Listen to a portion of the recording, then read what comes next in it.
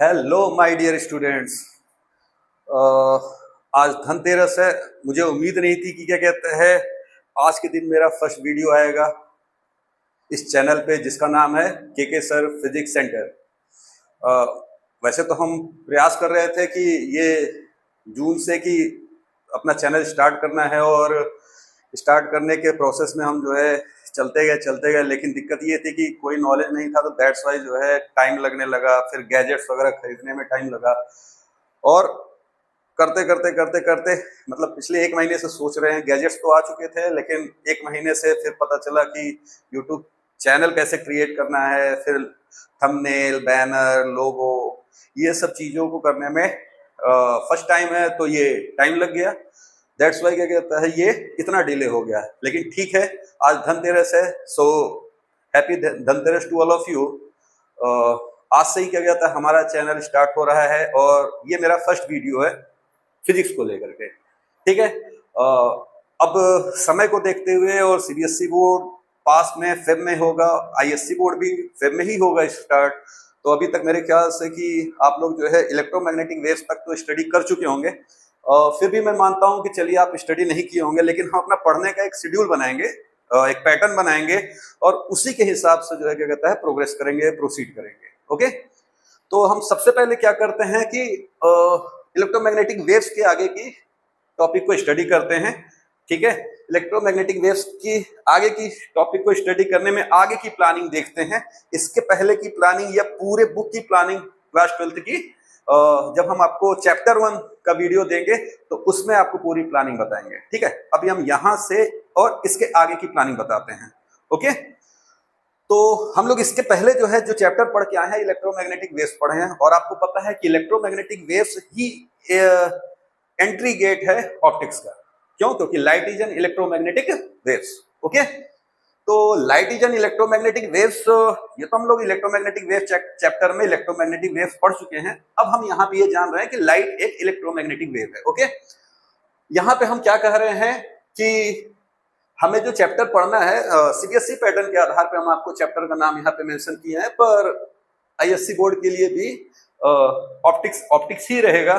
बस हो सकता है कि वहां पे आप अदर रेफरेंस बुक्स जो है कंसीडर करें, तो वहां पे टॉपिक को और डिस्क्रिमिनेट किया गया हो और छोटे छोटे चैप्टर्स में टॉपिक वाइज क्रैक किया गया हो।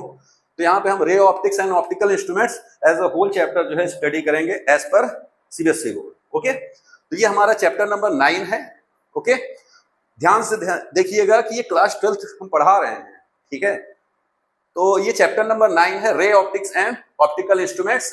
इसमें हम क्या करेंगे, पहले टर्मिनोलॉजी को समझने की कोशिश करेंगे। ठीक है, तो ये चैप्टर बेसिकली मुझे लग रहा है कि 8 या 8 to 9 वीडियोज में पूरा कवर होगा। वीडियोज बहुत लेंदी करके हम बोरियत या एक ही वीडियो में सब डालने की कोशिश नहीं करेंगे। छोटे छोटे टॉपिक्स में हम इसको क्रैक किए हैं, ब्रेक किए हैं।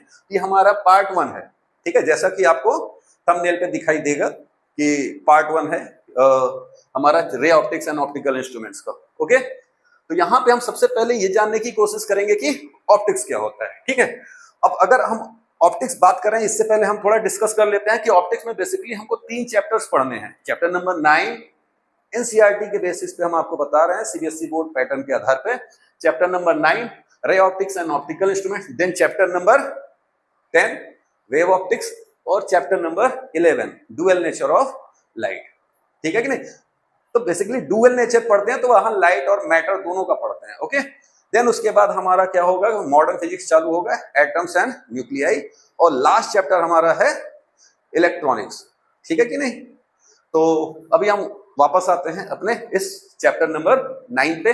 चैप्टर नंबर 9 में अगर आप ध्यान से देखिए, रे ऑप्टिक्स एंड ऑप्टिकल इंस्ट्रूमेंट्स, यानी लाइट का यूज करके कुछ इंस्ट्रूमेंट्स बनाए जाएंगे, वो ऑप्टिकल इंस्ट्रूमेंट्स कहलाएंगे। रे ऑप्टिक्स, रे जब भी टर्म आएगा तो बेटा एक चीज आप लोग ध्यान में रखिएगा कि रे जो है हमेशा पार्टिकल नेचर लाइट का जो होता है उसको वो शो करता है। ओके, रे वर्ड के लिए ये चीज हमेशा माइंड करिएगा कि रे अगर वर्ड आ गया दैट मींस वो पार्टिकल नेचर की ओर इशारा कर रहा है, ना कि उसके वेव नेचर की ओर। इसका मतलब क्या है, जब हम पढ़ने से पहले ही ये बातें कर रहे हैं, इसका मतलब लाइट के 2 नेचर होते हैं। ठीक है, वो हम अभी सीक्वेंसली देखेंगे। तो सबसे पहले हम ये जानना चाहेंगे कि ये ऑप्टिक्स जो वर्ड है ये क्या होता है। ठीक है, तो ऑप्टिक्स की ओर हम बढ़ते हैं, ठीक है।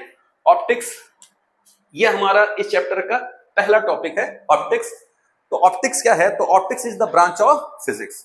ये याद रखिएगा कि ऑप्टिक्स फिजिक्स का ब्रांच है। जैसे फिजिक्स के और भी ब्रांचेज हैं, जैसे इलेक्ट्रोस्टैटिक्स है, मैग्नेटिज्म है ना।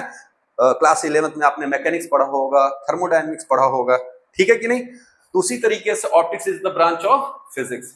तो ये आप याद रखिएगा कि ऑप्टिक्स क्या है? ब्रांच है फिजिक्स का, जो क्या करता है? विच डील्स विथ लाइट, ठीक है। तो इसके अंदर हमें लाइट डील्स का मतलब यहाँ पे टू स्टडी है, स्टडी करना, ठीक है कि नहीं।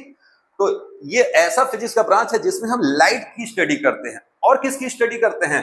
लाइट्स के। इट्स का मतलब यहाँ पे लाइट से है, लाइट के फिनोमिना का, या लाइट के ढेर सारे जो डेली लाइफ में हैपनिंग्स हैं उनकी स्टडी करते हैं। ओके, तो क्या बोल रहे हैं? फिर से ध्यान से देखिए। It is the branch of, it means optics, optics is the branch of physics which deals with light and it's phenomena. Okay, अब कैसे कैसे लाइट में फिनोमिना होते हैं ये हमने इन शॉर्ट एग्जांपल में लिख दिए हैं। बेसिकली हमने जो हमारे 12th में पढ़ने वाले टॉपिक्स हैं वो सारे हमने इसमें ब्रैकेट में मेंशन कर दिए हैं, ठीक है। लाइट के फिनोमिना में सबसे पहला क्या है आपका? Reflection of light, then refraction of light, फिर shadow formation, diffraction of light, interference of light and polarization of light, ठीक है कि नहीं। तो reflection, refraction, shadow formation, diffraction, interference and polarization. Shadow formation तो हम बचपन से देखते आ रहे हैं कि कहीं हम खड़े होते हैं स्ट्रीट लाइट के पास या बल्ब के पास, तो बैक साइड में जो है क्या होता है, जिधर से लाइट आती है उसके बैक साइड में हमारी बॉडी का शैडो बनता है, ठीक है कि नहीं। छोटे में तो हम डर भी जाया करते थे, ठीक है कि नहीं, शैडो देख करके। क्लियर है? बहुत छोटे की बात कर रहे हैं, एटलीस्ट 4-5 ईयर्स के अप्रॉक्स, ठीक है।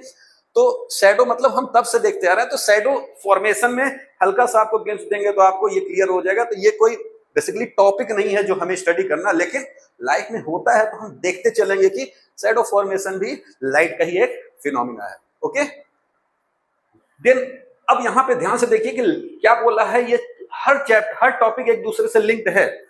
पहले ऑप्टिक्स में ये बोल रहा है कि optics is the branch of physics, ठीक है। तो हम फिजिक्स पढ़ ही रहे हैं, ऑप्टिक्स, ठीक है। तो फिजिक्स में एक ब्रांच के रूप में हम ऑप्टिक्स को यहाँ इस चैप्टर नंबर 9 में टैकल करेंगे।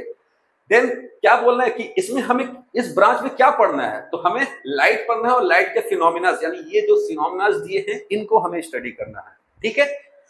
ओके, तो कुल मिलाकर के इस ऑप्टिक्स टॉपिक में हमें एक चीज क्लियर हो रही है कि लाइट को समझना पहले जरूरी है कि लाइट होता क्या है, ठीक है कि नहीं। हालांकि हमने 10th में लाइट पढ़ा है, ठीक है कि नहीं, लाइट पढ़ा है, कलरफुल वर्ड पढ़ा है जिसमें हम आइज वगैरह की स्टडी किए हैं, ठीक है। तो सबसे पहले हम एक बार फिर से थोड़ा सा रिकॉल कर लेते हैं कि लाइट होता क्या है। लाइट को रिकॉल करने के बाद फिर हम अपने ऑप्टिक्स को और बेहतर समझ सकेंगे, ठीक है। तो व्हाट इज लाइट? तो light is a form of energy. What is light? Light जो है एनर्जी का एक रूप है। आपको पता है कि एनर्जी के ढेर सारे फॉर्म्स हैं, जैसे light energy, sound energy, heat energy, chemical energy, nuclear energy, nuclear को एटॉमिक एनर्जी भी कहते हैं, ठीक है। ऐसे ढेर सारे एनर्जीज के फॉर्म्स हैं, उनमें से एक फॉर्म है हमारा लाइट एनर्जी, ठीक है कि नहीं। तो लाइट की स्टडी करने वाले फिजिक्स के ब्रांच को हम ऑप्टिक्स कहते हैं। ओके, तो ऑप्टिक्स के अंदर हमें लाइट की स्टडी करनी होती है। लाइट एनर्जी का एक फॉर्म है, ढेर सारे फॉर्म्स हैं, उसमें से एक फॉर्म है लाइट, ठीक है, through which we can see our colourful world, ठीक है। और इस लाइट के कारण ही जो है हम क्या कर पाते हैं, अपने कलरफुल वर्ल्ड, अपनी रंगीन दुनिया को क्या कर सकते हैं, व्यू कर सकते हैं, देख सकते हैं, ठीक है कि नहीं। क्यों देख सकते हैं या कैसे देख सकते हैं? क्योंकि इसी से जो हमारी एक सेंस ऑर्गन है आई, ठीक है, ये एक्टिव हो जाती है, ठीक है। यानी ये लाइट जो है हमारी आई जो सेंस ऑर्गन है उसको क्या कर देता है, एक्टिव कर देता है। तो वही लिखा है यहाँ पे कि light is a form of energy through which we can see our colourful world because it creates sensation in our eyes. Okay okay, तो ये बातें हमें समझ में आ गई कि ऑप्टिक्स क्या होता है, लाइट क्या होता है। थोड़ा सा लाइट के लिए यहीं पे हम 2-4 चीजों को जान लेते हैं, ठीक है कि नहीं। तो अभी हमने आपको शुरुआत में ही बताया कि हम इलेक्ट्रोमैग्नेटिक वेव्स के बाद ऑप्टिक्स पढ़ना स्टार्ट किए हैं, ठीक है। तो ऑप्टिक्स इसका मतलब है कि लाइट की स्टडी को बताता है और लाइट एक इलेक्ट्रोमैग्नेटिक वेव है, ये हमेशा याद रखिएगा। तो आप कहोगे कि sir light is a form of energy, आपने पहले ये बताया, बिल्कुल मैंने ये बताया कि light is a form of energy, ठीक है कि नहीं। एक मैं और आपको बोल रहा हूं कि light is an electromagnetic wave. ध्यान से समझिएगा, जब हम ये वाला स्टेटमेंट बोल रहे हैं कि light is an electromagnetic wave, तो हम यहाँ पे लाइट का कौन सा डेफिनेशन ले रहे हैं या कौन से नेचर को डिफाइन कर रहे हैं, वेव नेचर को डिफाइन कर रहे हैं। समझ में आ रहा है कि नहीं। लेकिन ये जो डेफिनेशन है, ये ऐसा कोई पार्टिसिपेशन या क्या कहता कोई भेदभाव नहीं कर रहा है, वो ओवरऑल डेफिनेशन दे रहा है। ये तो ये डेफिनेशन ओवरऑल डेफिनेशन है, मतलब ये किसी एक पर्टिकुलर नेचर को नहीं डिफाइन कर रहा है, ये दोनों नेचर को साथ में लेके चल रहा है। Light is a form of energy, ठीक है कि नहीं। और हमने आपको बताया कि हमारे पास दो नेचर है लाइट का, एक वेव नेचर और पार्टिकल नेचर। तो ये डेफिनेशन दोनों नेचर के लिए कॉमन डेफिनेशन है, ठीक है कि नहीं। तो अगर हम वेव नेचर के आधार पर डिफाइन करें लाइट को, तो हम कहेंगे light is an electromagnetic wave. याद रखिएगा, ये जो डेफिनेशन मैंने बोला कि light is an electromagnetic wave, ठीक है, light is an electromagnetic wave,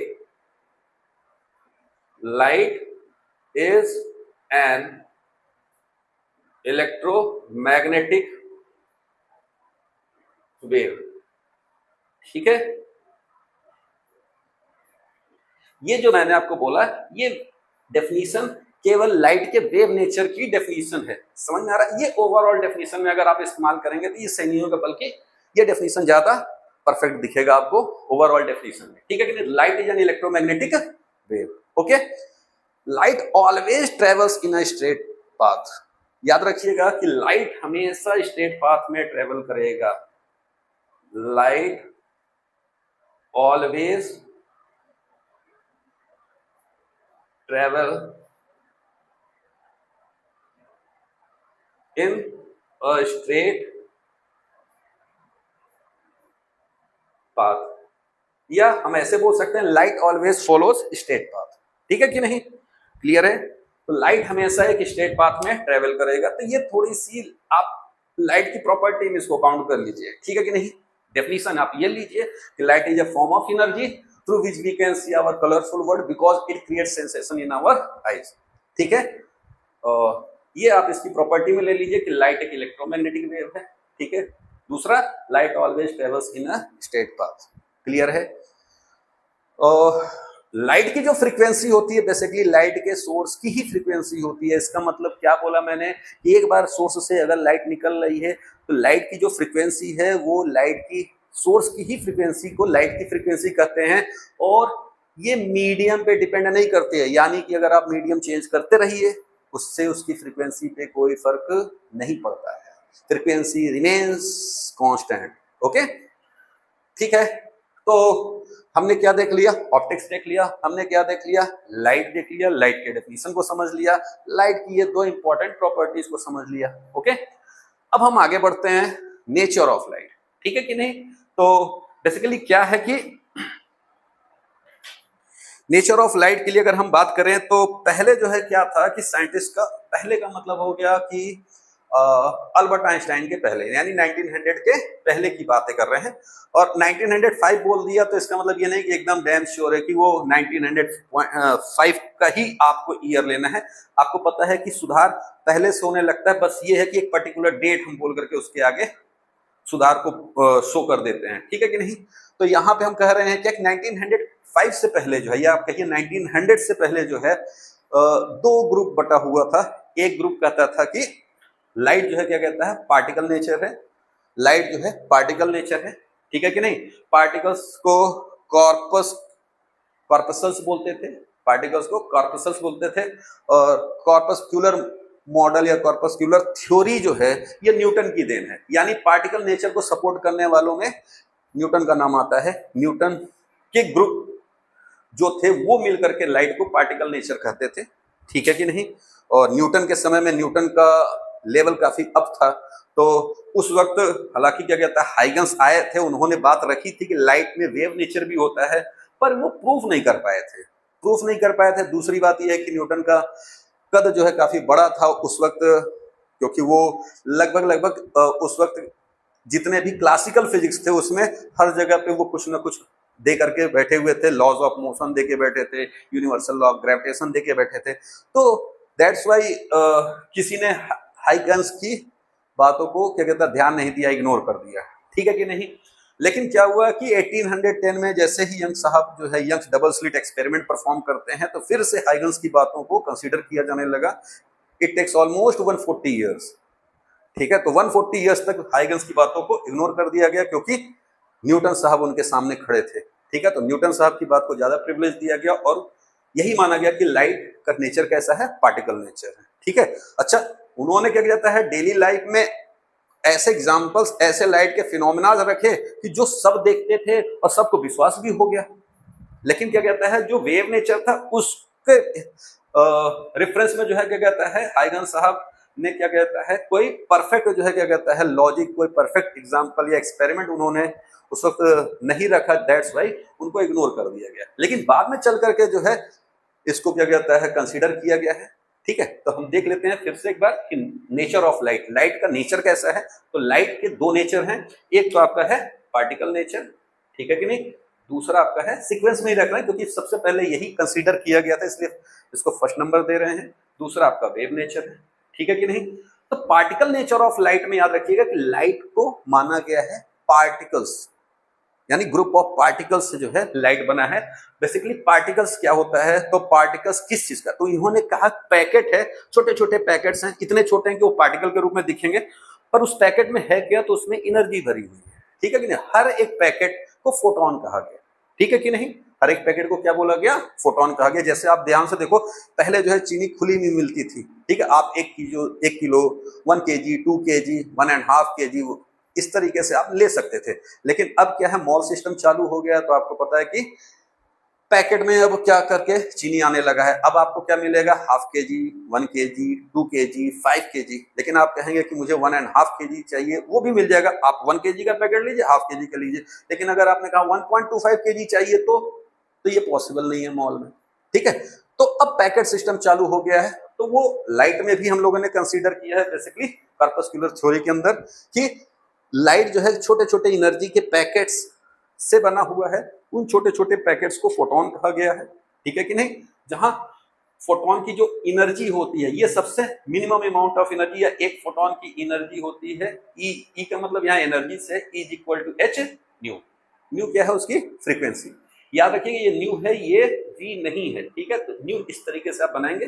h क्या है, आपका प्लैंक्स कांस्टेंट है, ठीक है। तो E = h न्यू, ये एक सिंगल फोटोन की एनर्जी है, ओके।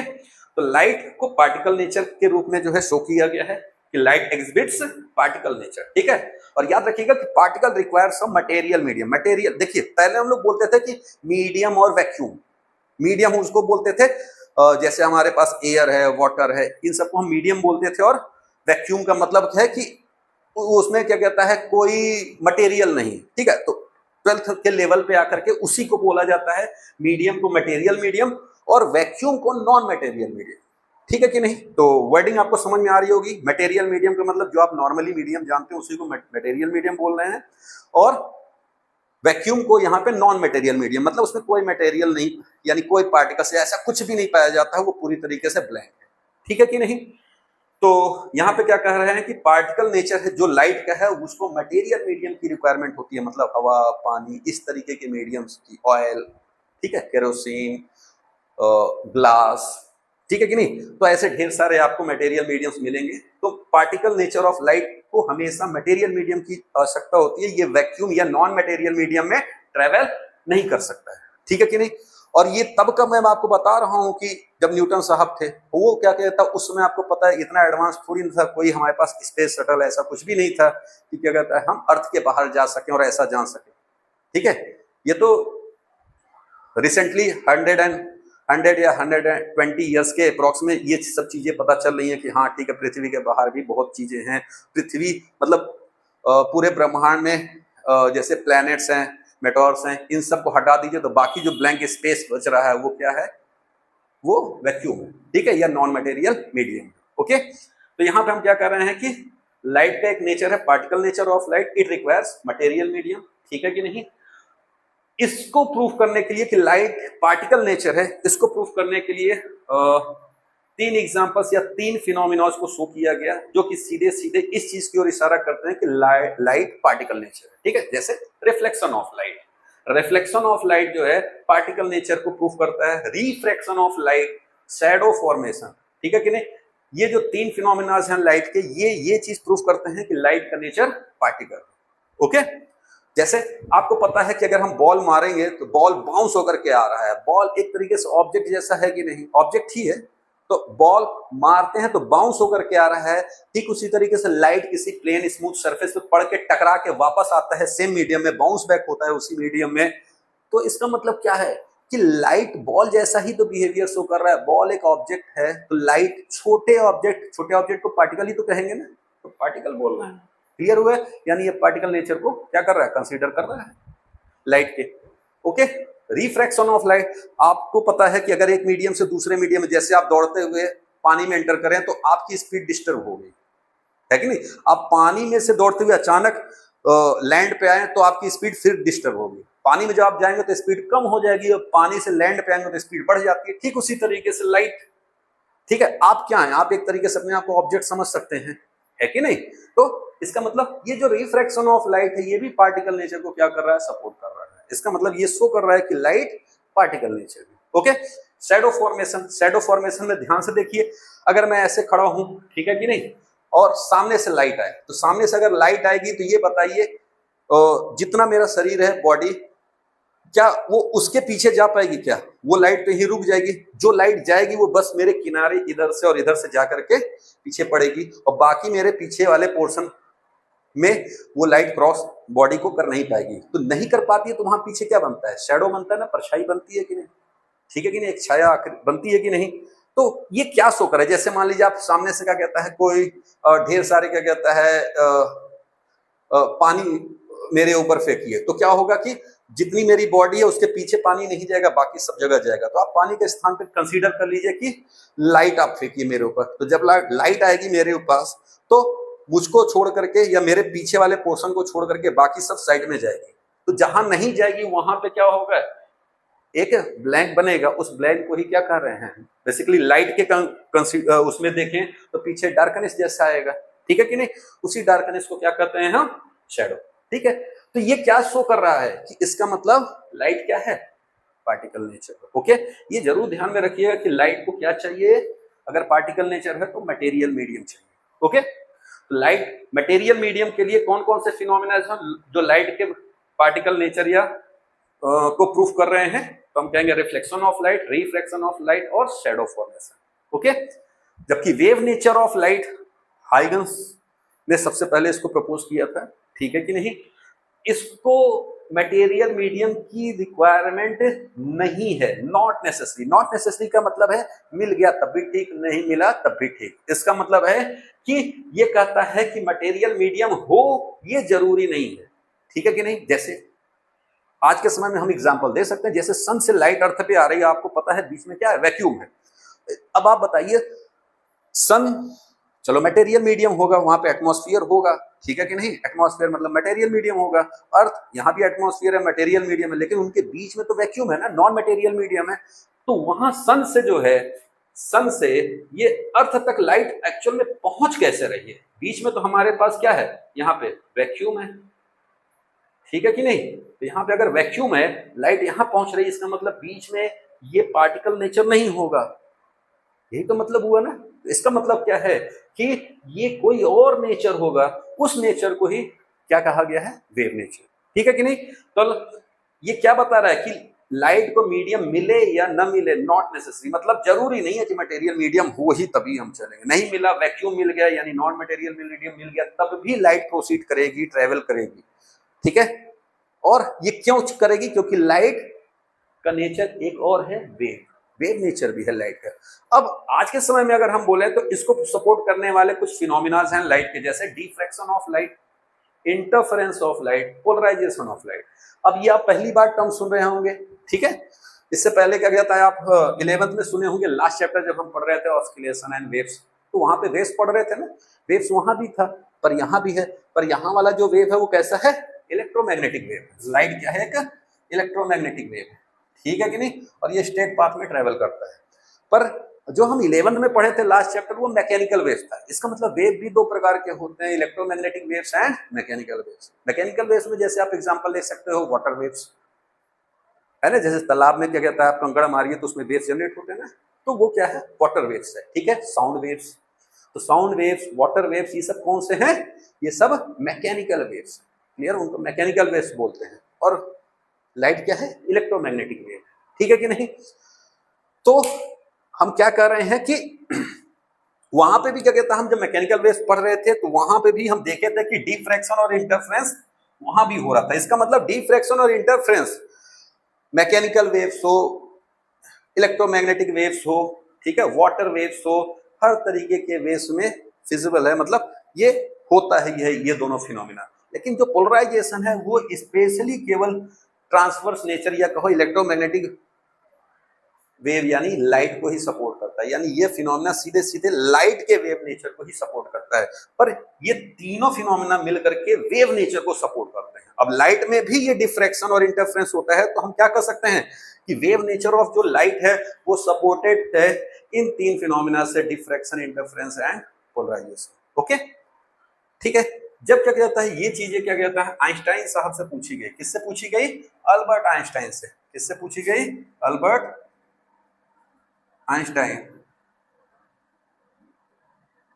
ठीक है, अल्बर्ट आइंस्टाइन से पूछी गई कि आप बताइए, क्योंकि इनका भी लेवल काफी बड़ा था, तो इनसे जब पूछा गया, क्योंकि दो ग्रुप था ना, एक तो था पार्टिकल नेचर को सपोर्ट करने वाला, एक था वेव नेचर को सपोर्ट करने वाला।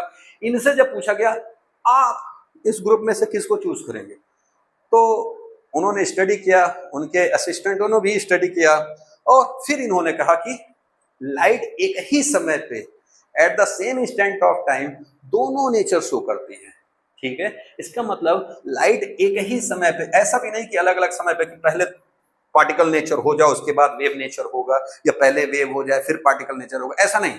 सेम इंस्टेंट ऑफ टाइम पे लाइट दोनों नेचर को सपोर्ट करती है। इसका मतलब क्या है कि लाइट का डुअल नेचर है, ठीक है, डुअल का मतलब दो, ठीक है कि नहीं, यानी दो नेचर है लाइट के एक ही साथ एक ही समय पे, ठीक है कि नहीं। तो इस पूरे कॉन्सेप्ट को कहा गया डुअल नेचर ऑफ लाइट, ठीक है कि नहीं, क्लियर हुआ।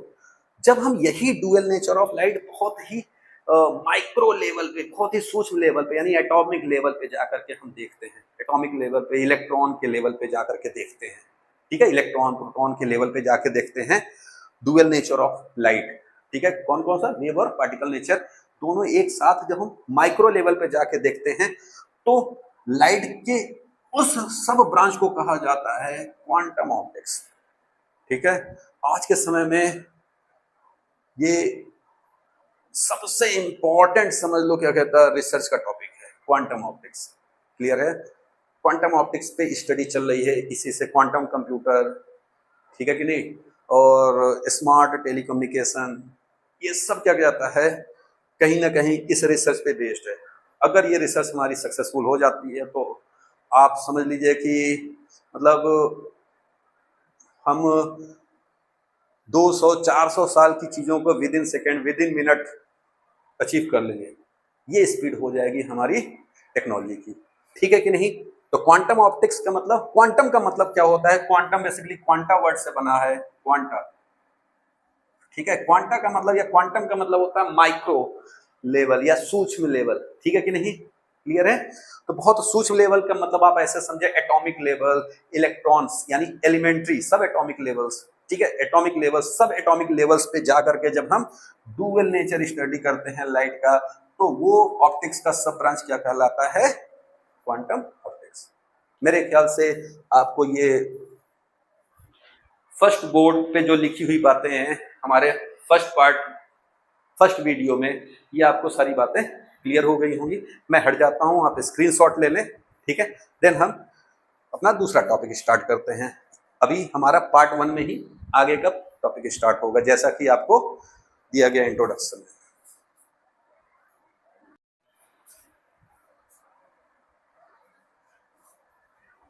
यस डियर स्टूडेंट्स, तो हम लोग ने अपने पहले बोर्ड में जो लिखा था उस लेक्चर पे अगर हम देखें तो हम लोगों ने अपनी बात खत्म की थी क्वांटम ऑप्टिक्स पे, ठीक है। क्वांटम ऑप्टिक्स पे अपनी बात खत्म किए थे, तो इसका मतलब है कि हमें वहां पे जाके क्वांटम ऑप्टिक्स को समझना था, वहां पे हम लोगों ने थोड़ा सा देखा था। इस बोर्ड पे हम लोग स्पेशली केवल क्वांटम ऑप्टिक्स समझेंगे, ठीक है। क्वांटम ऑप्टिक्स आगे आने वाले समय में इसका क्रेज बहुत ज़्यादा है, तो हम इसको इग्नोर नहीं कर सकते हैं। इग्नोर अब और नहीं कर सकते हैं, क्योंकि आपको पता है कि आज धनतेरस है, आज हम अपना क्लास स्टार्ट किए हैं। आज से विद इन वीक पहले जो है, एक हफ्ते के पहले या एक हफ्ते के अंदर ही आपने न्यूज़ सुनी होगी, फिजिक्स का नोबेल प्राइज अभी फिजिक्स का दिया गया है। जिन 3 लोगों को दिया गया है, आपको पता है वो किस पे बेस्ड है, वो किस कारण से दिया गया है, उन्होंने ऐसा क्या किया? तो उन्होंने क्वांटम ऑप्टिक्स, यानी उन्होंने क्वांटम ऑप्टिक्स पे रिसर्च किया है। ठीक है, तो उन्होंने क्वांटम थ्योरी, क्वांटम ऑप्टिक्स को क्या कहता है के ऊपर काम किया, दैट्स वाई उनको ये नोबेल पुरस्कार दिया गया है। और आप अगर क्या कहता है उनके रिसर्च को पढ़ेंगे तो आपको ये बात मतलब पचेगी ही नहीं कि ऐसा भी कुछ हो सकता है, आपके लॉजिक से परे होगा। ठीक है कि नहीं? थोड़ा सा उसको डिस्कस करते हैं, थोड़ा सा इसको डिस्कस करते हैं और समझने की कोशिश करते हैं कि क्वांटम ऑप्टिक्स होता क्या है। ठीक है ना? मैंने आपको अभी बताया ही था कि क्वांटम का मतलब होता है माइक्रो लेवल, सूक्ष्म लेवल, एटॉमिक लेवल या सब एटॉमिक लेवल, मतलब एलिमेंट्री पार्टिकल्स, इलेक्ट्रॉन, प्रोटॉन के लेवल पे जाकर के जब क्या कहता है हम क्या करते हैं, लाइट और उसके फिनोमेनॉस की स्टडी करते हैं, लाइट और उससे संबंधित घटनाओं की स्टडी करते हैं, तो हम ऑप्टिक्स के उस सब ब्रांच को कहते हैं क्वांटम ऑप्टिक्स। क्लियर हुआ? तो यहाँ क्वांटम का लिटरली मीनिंग अगर आप पूछेंगे तो माइक्रो लेवल, माइक्रो से समझिए सूक्ष्म लेवल। ठीक है कि नहीं? वो छोटा सा छोटा लेवल जो एटम के लेवल पे आकर के बात करें या इलेक्ट्रॉन के लेवल पे आके बात करें, तो उस लेवल पे जब हम लाइट की स्टडी करेंगे तो वो ऑप्टिक्स के अंदर ही कर रहे हैं, तो ये सब ब्रांच होगा और इस ब्रांच को कहेंगे, तो सब ब्रांच को कहेंगे क्वांटम ऑप्टिक्स। ठीक है, डेफिनेशन में चलते हैं। तो इसमें आपको ये क्लियर हो गया कि क्वांटम क्या होता है। ऑप्टिक्स हम पहले ही डिस्कस कर चुके हैं, ये दोनों टर्मिनोलॉजी याद रखिएगा। फिजिक्स फील करने का नाम है, रटने का नाम नहीं है। फील करने का नाम है, हर टॉपिक को इंटरलिंक करने का नाम है। ठीक है, तो हम इस उद्देश्य के साथ आपको पढ़ाने की कोशिश कर रहे हैं और मुझे लगता है कि आप इसी उद्देश्य के साथ पढ़ेंगे भी, क्योंकि अगर अच्छा बनना है तो आपकी बॉडी गेस्चर, आपकी डेली लाइफ में वो सुधार दिखना चाहिए। ठीक है, ओके। तो क्वांटम ऑप्टिक्स में देखते हैं डेफिनेशन, अभी हम लोग वैसे डिस्कस किए ही हैं, एक बार पढ़ लेते हैं। It is the branch of physics. ठीक है, तो ये क्या कह रहे हैं, फिजिक्स का ही ब्रांच है जिसमें हम क्या करेंगे, फिजिक्स का ब्रांच है लेकिन सब ब्रांच है ऑप्टिक्स के अंदर। ठीक है कि नहीं? In which we study the relative interaction, यानी हम परस्पर संबंध, एक दूसरे के बीच में इंटरेक्शन देखेंगे। कौन है एक दूसरा? तो between light and matter, matter और लाइट के बीच में हम इंटरेक्शन देखेंगे। क्या रिलेशन या क्या वो आपस में रिलेट कर रहे हैं, किस चीज को लेकर रिलेट कर रहे हैं? बेसिकली लाइट को लेकर के ही रिलेट कर रहे होंगे, है कि नहीं? क्योंकि क्वांटम ऑप्टिक्स में पढ़ रहे हैं। ठीक है, यहाँ मैटर का मतलब है लाइट का फोटोन फॉर्म। फोटोन फॉर्म मतलब पार्टिकल फॉर्म। याद रखिएगा, पार्टिकल को मैटर भी कर सकते हैं। तो पार्टिकल नेचर ऑफ लाइट या मैटर नेचर ऑफ लाइट, यानी फोटोन की ओर इशारा कर रहे हैं। ठीक है कि नहीं? फिर से एक बार देखते हैं। तो it is the branch of physics in which we study the relative interaction between light and matter. ठीक है, on the basis of quantum theory. तो क्वांटम थ्योरी के आधार पे जो है हम क्या करेंगे, लाइट और मैटर यानी फोटोनिक रूप में जो मैटर है उसके बीच में इंटरेक्शन, उसकी स्टडी क्वांटम थ्योरी के बेस पे करते हैं। ठीक है कि नहीं? दूसरे शब्दों में बात करें तो हम कहेंगे quantum optics tells us that light not only behaves as a wave but it also behaves as a particle, जिसको हम क्या कहेंगे, फोटोन कहेंगे। ठीक है कि नहीं? ये ऑप्टिक्स का क्या है, सब ब्रांच है। तो दिस सब ब्रांच ऑफ ऑप्टिक्स, कौन है सब ब्रांच? Quantum optics. ठीक है कि नहीं? Tries to explain that how photon and atom, चाहे एटम के लेवल पे जाइए या इलेक्ट्रॉन के लेवल पे जाइए, ठीक है, कैसे फोटोन और एटम या फोटोन और इलेक्ट्रॉन एक्सचेंज करते हैं अपनी एनर्जी को। ठीक है कि नहीं? एक्सचेंज करने का मतलब क्या होता है? अगर आप क्या कहते हैं केमिस्ट्री पढ़े हैं तो केमिस्ट्री में आपने एक बात ध्यान से देखा होगा या पढ़ा होगा कि एटम के बीच में क्या होता है, न्यूक्लियस होता है। न्यूक्लियस में प्रोटॉन और न्यूट्रॉन पाए जाते हैं। प्रोटॉन पे चार्ज पॉजिटिव होता है, इसलिए न्यूक्लियस को पॉजिटिव चार्ज न्यूक्लियस बोलते हैं, ठीक है, क्योंकि न्यूट्रॉन पे तो कोई चार्ज होता नहीं, वो तो न्यूट्रल होता है। और इसके चारों ओर ऑर्बिट्स या एनर्जी सेल्स में इलेक्ट्रॉन्स चक्कर काटते रहते हैं, ठीक है कि नहीं। और आपने पढ़ा होगा कि जब भी इलेक्ट्रॉन एनर्जी गेन करते हैं, ठीक है, एनर्जी गेन करते हैं, तो भाई एनर्जी उनको देता कौन है, यानी बाहर से ही आता होगा ना, ठीक है कि नहीं। जब भी वो एनर्जी गेन करेंगे तो वो अपना सेल छोड़ करके क्या करेंगे, जस्ट अपर सेल में मूव कर जाएंगे, ट्रांसफर हो जाएंगे, ठीक है। और अगर बाय चांस वो एनर्जी लूज करेंगे तो वो अपने जस्ट नीचे वाले सेल में, ठीक है, आ जाएंगे। तो क्या आपने पढ़ा है, when ever the electron gains the energy it moves just above cell, just in above cell या energy level, and if it loses energy then it moves just below energy level, ठीक है कि नहीं। तो अब हम यहां बात करते हैं, तो यहां पे देखो क्या कर रहे हैं, फोटोन और इलेक्ट्रॉन एनर्जी का एक्सचेंज करते हैं। एनर्जी का एक्सचेंज का मतलब वही है कि जो फोटोन है, अगर हम इलेक्ट्रॉन को दें, फोटोन मतलब पैकेट ऑफ एनर्जी, ठीक है, अगर हम वो इलेक्ट्रॉन को दें तो एनर्जी गेन की है ना उसने, तो गेन करेगा तो क्या होगा, जिस भी सेल में है वो जस्ट उसके ऊपर वाले सेल में आएगा। लेकिन एक बात याद रखिएगा कि ये एनर्जी उतनी होनी चाहिए कि वो जस्ट ऊपर वाले सेल की या ऊपर वाले एनर्जी लेवल को मैच करे, तभी वो उस लेवल पे जाएगा, अदरवाइज नहीं, ठीक है कि नहीं। पर वो देगा कौन, फोटोन देगा, या फोटोन के जरिए एनर्जी ट्रांसफर की जाएगी इलेक्ट्रॉन में, क्लियर है कि नहीं। और अगर क्या करेंगे, इलेक्ट्रॉन से एनर्जी लेंगे फोटॉन्स के फॉर्म में, तो ऐसे में क्या होगा, वो एनर्जी फोटॉन्स के फॉर्म में रिलीज करेगा और नीचे वाले सेल में आएगा। तो मेरे ख्याल से आप लिंक कर पा रहे होंगे फिजिक्स को केमिस्ट्री से, ठीक है कि नहीं। ओके, तो आप यहां पे देखो फोटोन और एटम के बीच में भी एक्सचेंज की बात की गई। आपने पढ़ा है कि एनर्जी अगर हम एटम को दें तो वो क्या करते हैं, अगर सॉलिड है तो वो अपने ही मीन पोजीशन, जिस भी पोजीशन पे है उसी मीन पोजीशन के अलोंग वाइब्रेसली और तेजी से वाइब्रेट करना चालू कर देते हैं। इसका मतलब कि अगर एटम गेन करता है एनर्जी तो वो और वाइब्रेसली क्या होता है, वहां पे एक्साइट होकर के जो है तेजी से वाइब्रेट करना चालू करता है, ठीक है कि नहीं, तो उसमें वाइब्रेशंस बढ़ जाते हैं। तो इस तरीके से, और अगर ये लूज करेगा एनर्जी तो जाहिर सी बात है क्या होगा, वो स्लो होता जाएगा, जो उसका वाइब्रेशन है वो कम होता जाएगा। ओके, ठीक है। तो ये मैंने आपको बताया क्वांटम ऑप्टिक्स के बारे में। वीडियो थोड़ा सा पीछे करके आप फिर से एक बार समझ सकते हैं, पॉज करके थोड़ा सा आप इस पर सोच भी सकते हैं। ओके, थोड़ा सा हम कुछ इंपॉर्टेंट फैक्ट्स देखते हैं क्वांटम ऑप्टिक्स को लेकर के, ठीक है, ताकि हम ये पढ़ रहे हैं तो जाने कि क्यों पढ़ रहे हैं, आगे इसका क्या हमको फायदा मिलेगा, या डेली लाइफ में क्या ऐसा कोई फिनोमिना है जो इस पे बेस्ड है, उसको भी स्टडी करेंगे। तो इंपॉर्टेंट फैक्ट्स में देखो क्या कर रहे हैं कि इन क्वांटम ऑप्टिक्स, हम क्वांटम ऑप्टिक्स में याद रखिएगा फोटोन फॉर्म ऑफ लाइट पढ़ते हैं। इसका मतलब है, फोटोन का मतलब क्या हुआ, पार्टिकल नेचर ना, यानी पार्टिकल या मैटर नेचर लाइट का स्टडी करते हैं, याद रखिएगा, ठीक है कि नहीं, वेव नेचर नहीं पढ़ते हैं, ठीक है ना। तो क्या कर रहे हैं, क्वांटम ऑप्टिक्स में हम फोटोन फॉर्म ऑफ लाइट की स्टडी करते हैं, यानी पार्टिकल या मैटर नेचर जो लाइट का है उसको हम स्टडी करते हैं, क्लियर है।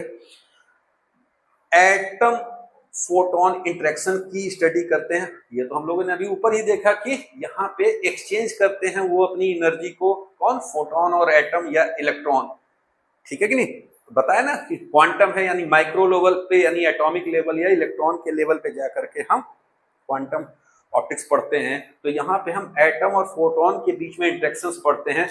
When a photon strikes with atom, जैसे कोई फोटोन यानी एनर्जी एटम से स्ट्राइक करेगा तो दो चीजें हो सकती हैं, या तो क्या कहता है, वो जो एनर्जी है वो क्या कर दिया जाएगा, एटम के द्वारा एब्जॉर्ब कर लिया जाएगा। अगर उसने एब्जॉर्ब किया मतलब एनर्जी गेन किया तो वो वाइब्रेसली मूव करेगा। अगर इलेक्ट्रॉन ने गेन किया तो वो क्या कर देगा, अपना सेल एनर्जी लेवल या सेल या ऑर्बिट छोड़ करके जस्ट अपर ऑर्बिट में चला जाएगा, ठीक है कि नहीं। या ऐसा भी हो सकता है कि जब कोई फोटोन किसी एटम से या इलेक्ट्रॉन से टकराएगा तो वो क्या करेगा, फोटोन इमिट करेगा, यानी एनर्जी इमिट करेगा। जब भी एनर्जी इमिट करेगा मतलब एनर्जी लूज करेगा। लूज करेगा तो क्या होगा, उसका जो वाइब्रेशन है उसका अपने मीन पोजीशन के along to and fro motion है जो भी है वो क्या हो जाएगा, धीमा पड़ जाएगा। और इलेक्ट्रॉन के लेवल पे बात करें तो क्या होगा, वो जस्ट पेनल्टीमेट सेल या जस्ट नीचे वाले सेल में क्या हो जाएगा, शिफ्ट हो जाएगा। ओके, तो ये आपको सेकंड इंपॉर्टेंट फैक्ट मिला। थर्ड इंपॉर्टेंट फैक्ट है क्वांटम फिनोमेना। ध्यान से समझिएगा यहाँ पे क्या कर रहे हैं कि क्वांटम का फिनोमेना, क्वांटम फिनोमेना का मतलब यही हो गया कि एनर्जी ट्रांसफर, एटम और प्रोटॉन के बीच में जो इंटरेक्शन है, ये घटनाएं, सुपरपोजिशन की घटना, ठीक है कि नहीं, इंटेंगलमेंट की घटना, ठीक है, फोटोन इंटरफेरेंस, फोटोन के लेवल पे जो इंटरफेरेंस होता है, वो सारी बातें जो है वो सब क्वांटम ऑप्टिक्स पे ही बेस्ड है। क्लियर है। इंटेंगलमेंट क्या होता है, इंटेंगलमेंट में कहते हैं कि कोई बहुत ही दूर क्यों ना हो दो ऑब्जेक्ट, ठीक है कि नहीं, वो जिस भी स्टेट में है बहुत ही दूर क्यों ना हो, ठीक है, लेकिन उनके बीच में एक ऐसा इंटरेक्शन बन जाता है कि अगर हम स्टडी करें तो इसका मतलब है कि हम दूसरे की भी बिना कहे स्टडी कर लिए रहते हैं, या दूसरे एक का पे असर पड़ता है तो बिना कहे दूसरे पे भी असर पड़ जाता है। इस घटना को या इस इवेंट को इंटेंगलमेंट कहते हैं।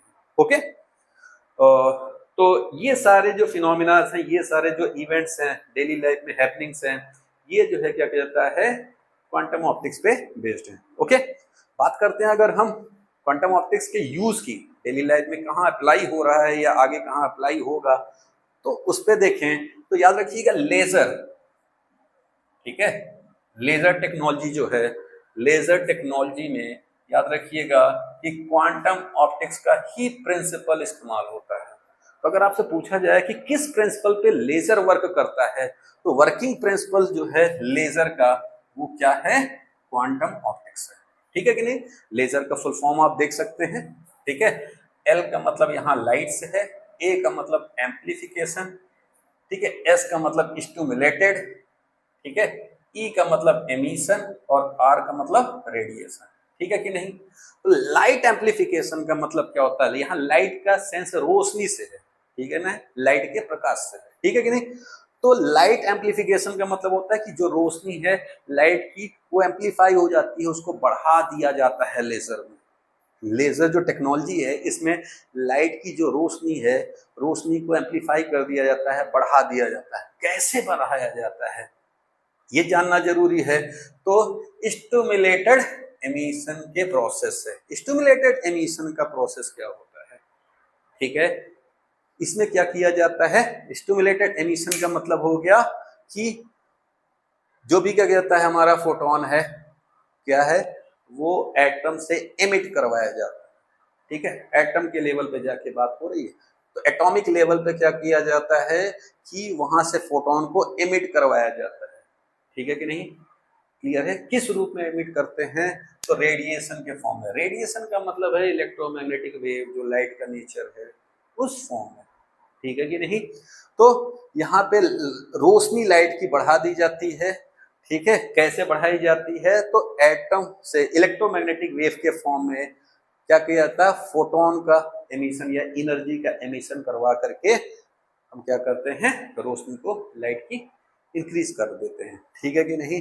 तो ये टेक्नोलॉजी कहलाती है लेजर टेक्नोलॉजी, ठीक है। अभी हाल में ही क्या कहता है, विद इन मंथ जो है, आपने सुना होगा, न्यूज नहीं है तो आप सर्च कर सकते हैं कि इजराइल वो फर्स्ट कंट्री बना है जिसने लेजर टेक्नोलॉजी से क्या किया है, अपने डिफेंस सिस्टम को मजबूत किया है। लेजर टेक्नोलॉजी से डिफेंस सिस्टम को मजबूत किया है का मतलब क्या है कि अब उनके पास तो वैसे ही क्या कहता है आयरन डोम था जिससे वो अपनी सिक्योरिटी को बहुत स्ट्रांग किए हुए थे, ठीक है, लेकिन लेजर टेक्नोलॉजी से उन्होंने क्या किया है कि अब आकाश में ड्रोन हो या कोई फाइटर जेट हो, कुछ भी हो, तो वो उसको हवा में ही जो क्या कहता है लेजर बीम से क्या कर सकते हैं, उसको बंद कर सकते हैं, उसको खत्म कर सकते हैं, ठीक है।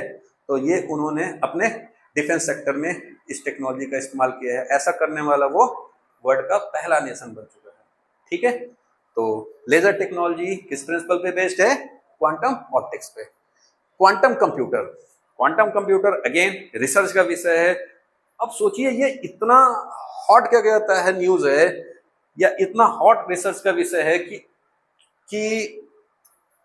मतलब इसको पढ़ना जानना सबके लिए जरूरी होगा। क्यों? क्योंकि ये टेक्नोलॉजी अगर आ गई तो आप समझ लीजिए कि कहा जा रहा है कि अगर ये क्वांटम का कॉन्सेप्ट आ गया, क्वांटम कंप्यूटर डेवलप कर गया, तो हम 200 साल की जो घटनाएं हैं या 200 साल का जो कैलकुलेशन है वो with in second, with in minute कर लेंगे। मतलब आप सोच लो कि जो 200 साल लगेगा कंप्यूटर के थ्रू जो कैलकुलेशन करने में, वो क्वांटम टेक्नोलॉजी या क्वांटम कंप्यूटर के आ जाने पे वो 200 साल का कैलकुलेशन विद इन मिनट, आराम से with in second, with in minute ये कैलकुलेट कर लिया जाएगा। मतलब समझ सकते हैं आप, या आपके सोच से परे ही होगा कि वो कितनी स्पीड होगी उसके कैलकुलेशन की।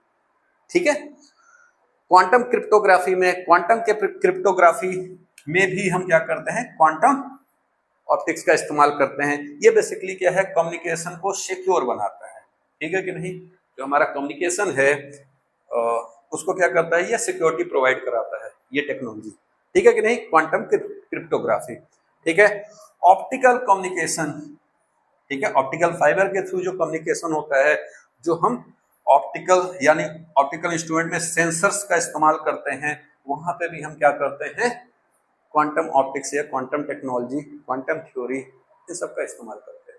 ओके, तो ये रहा हमारा क्वांटम ऑप्टिक्स के बारे में लेक्चर। ओके, हम चलते हैं अपने इसी पार्ट 1 में ही नेक्स्ट, जो हम लोगों ने पढ़ा था कि वेव नेचर को ये सपोर्ट करता है लाइट, उनमें जो 3 फिनोमिनाज हैं उनकी थोड़ी स्टडी कर लेते हैं, तब जाकर के ये हमारा पार्ट 1 कंप्लीट होगा। ओके, तो हम वो बोर्ड पे अभी लिखते हैं।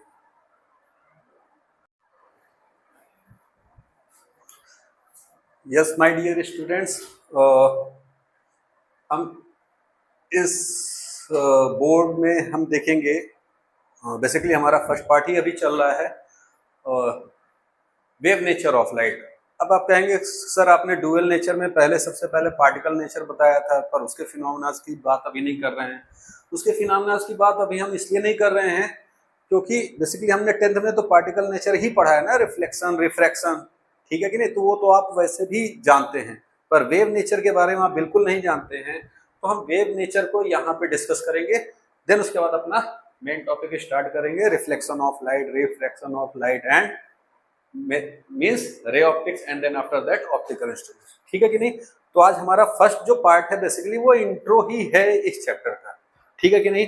इंट्रो जानना बहुत जरूरी है। याद रखिएगा कि किसी भी चैप्टर में आपको सबसे पहले इंट्रोडक्शन जरूर देखना चाहिए, क्योंकि इंट्रोडक्शन पिछले चैप्टर्स का लिंकअप करता है, कुछ हिस्ट्री को खंगालता है और आगे हमें कैसे प्रोसीड करना है उसकी जानकारी देता है। ठीक है ना?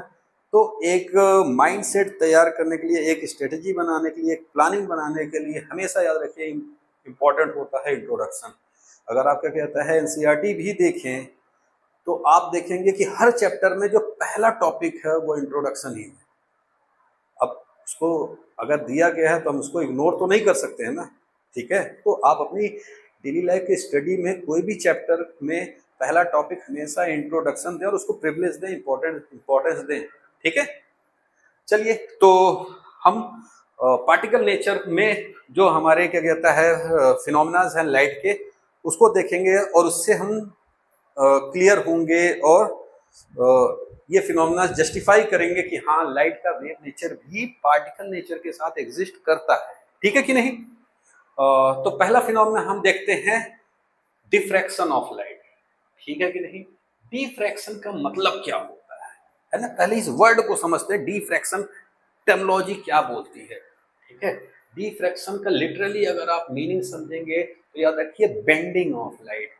अभी हमने आपको शुरुआत में जब इससे पहले और उससे पहले एकदम स्टार्टिंग में लाइट की प्रॉपर्टी बताई थी, तो हमने कहा था light always travels in a straight line या स्ट्रेट पाथ। ठीक है कि नहीं? ठीक है, तो वो भी इंपॉर्टेंट है, वो बेसिकली पार्टिकल नेचर को शो करता है। याद रखिएगा वहां पे हमने 2 स्टेटमेंट बोला था। एक बोला था light is an electromagnetic wave, याद रखिएगा, वो स्टेटमेंट या वो डेफिनेशन जो है लाइट के वेव नेचर को सेटिस्फाई करने वाला स्टेटमेंट है। जबकि हमने दूसरा जो स्टेटमेंट बोला था कि light always travels in a straight line और स्ट्रेट पाथ, वो स्टेटमेंट जो है लाइट के पार्टिकल नेचर को सेटिस्फाई करने वाला स्टेटमेंट है। दोनों स्टेटमेंट की खासियत अभी समझ में आ गई होगी आपको, ठीक है। यहाँ पे देखिए हम आपको कह रहे हैं कि लाइट का जो वेव नेचर है उसको सपोर्ट करने वाला इवेंट डेली लाइफ में जो होता है या फिनोमिना, वो क्या है? डिफ्रैक्शन। डिफ्रैक्शन का लिटरली मीनिंग होता है बेंड होना, ठीक है, बेंडिंग। क्लियर हुआ? बेंडिंग किसका? लाइट का, ठीक है कि नहीं? तो इसका लिटरली मीनिंग क्या होगा?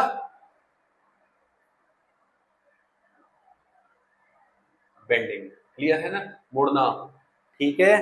तो डिफ्रैक्शन का टर्म समझिए अपने लैंग्वेज में पहले, ठीक है। तो अब आप कभी भी डिफ्रैक्शन ऑफ लाइट आएगा तो तुरंत आप समझ जाएंगे लाइट मुड़ रहा है, बेंड हो रहा है, ठीक है कि नहीं?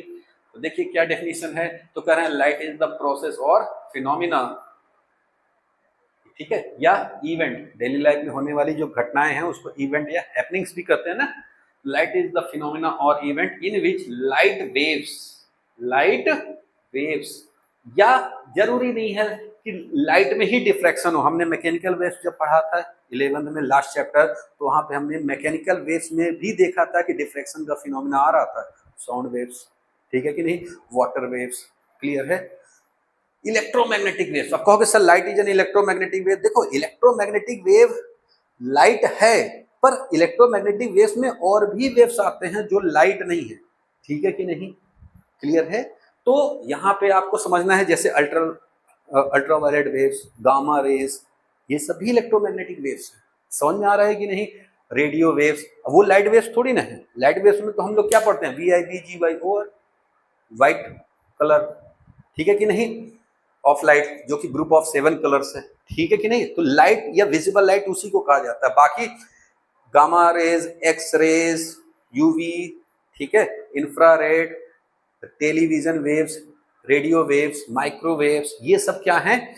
ये सब इलेक्ट्रोमैग्नेटिक वेव्स हैं, पर ये लाइट वेव्स नहीं है, याद रखिएगा। तो इसमें से लाइट वेव्स या विजिबल लाइट जो है वो भी इलेक्ट्रोमैग्नेटिक वेव है, पर इलेक्ट्रोमैग्नेटिक वेव्स और भी हैं, ये याद रखिएगा, ठीक है। तो क्या कह रहे हैं कि डिफ्रैक्शन इज द फिनोमिना और event in which light waves या दूसरे वेव्स का इशारा इनका मैकेनिकल वेव्स की ओर है, ठीक है कि नहीं? और भी इलेक्ट्रोमैग्नेटिक वेव्स की ओर भी है, याद रखिएगा, ठीक है। बैंड, ये याद रखिए, यही है डिफ्रैक्शन का लिटरली मीनिंग, ठीक है कि नहीं? तो वो प्रोसेस या फिनोमेना या इवेंट जिसमें लाइट वेव्स मुड़ जाती हैं, बेंट हो जाती हैं, या कहो फैल जाती हैं, स्प्रेड आउट हो जाती है। स्प्रेड हो रही हैं, ये भी तो देखो एक तरीके का मुड़ना ही हुआ ना, सीधे थोड़ी ना बेंट हो रही हैं। क्लियर हुआ? Spread out when they pass through any obstacle या एनी स्लिट। ऑब्स्टेकल का मतलब कैसे? जैसे मान लीजिए क्या कहता है, हम यहाँ पे बना रहे हैं कि ये कोई शार्प एज हमने ऐसे करके बनाया, ठीक है। मान लो इधर से लाइट आ रही है, ठीक, बस ये लाइट जस्ट इसके कॉर्नर पे आ रही है, ठीक है। ये लाइट जस्ट इसके यहाँ पे आ रही है, ठीक है।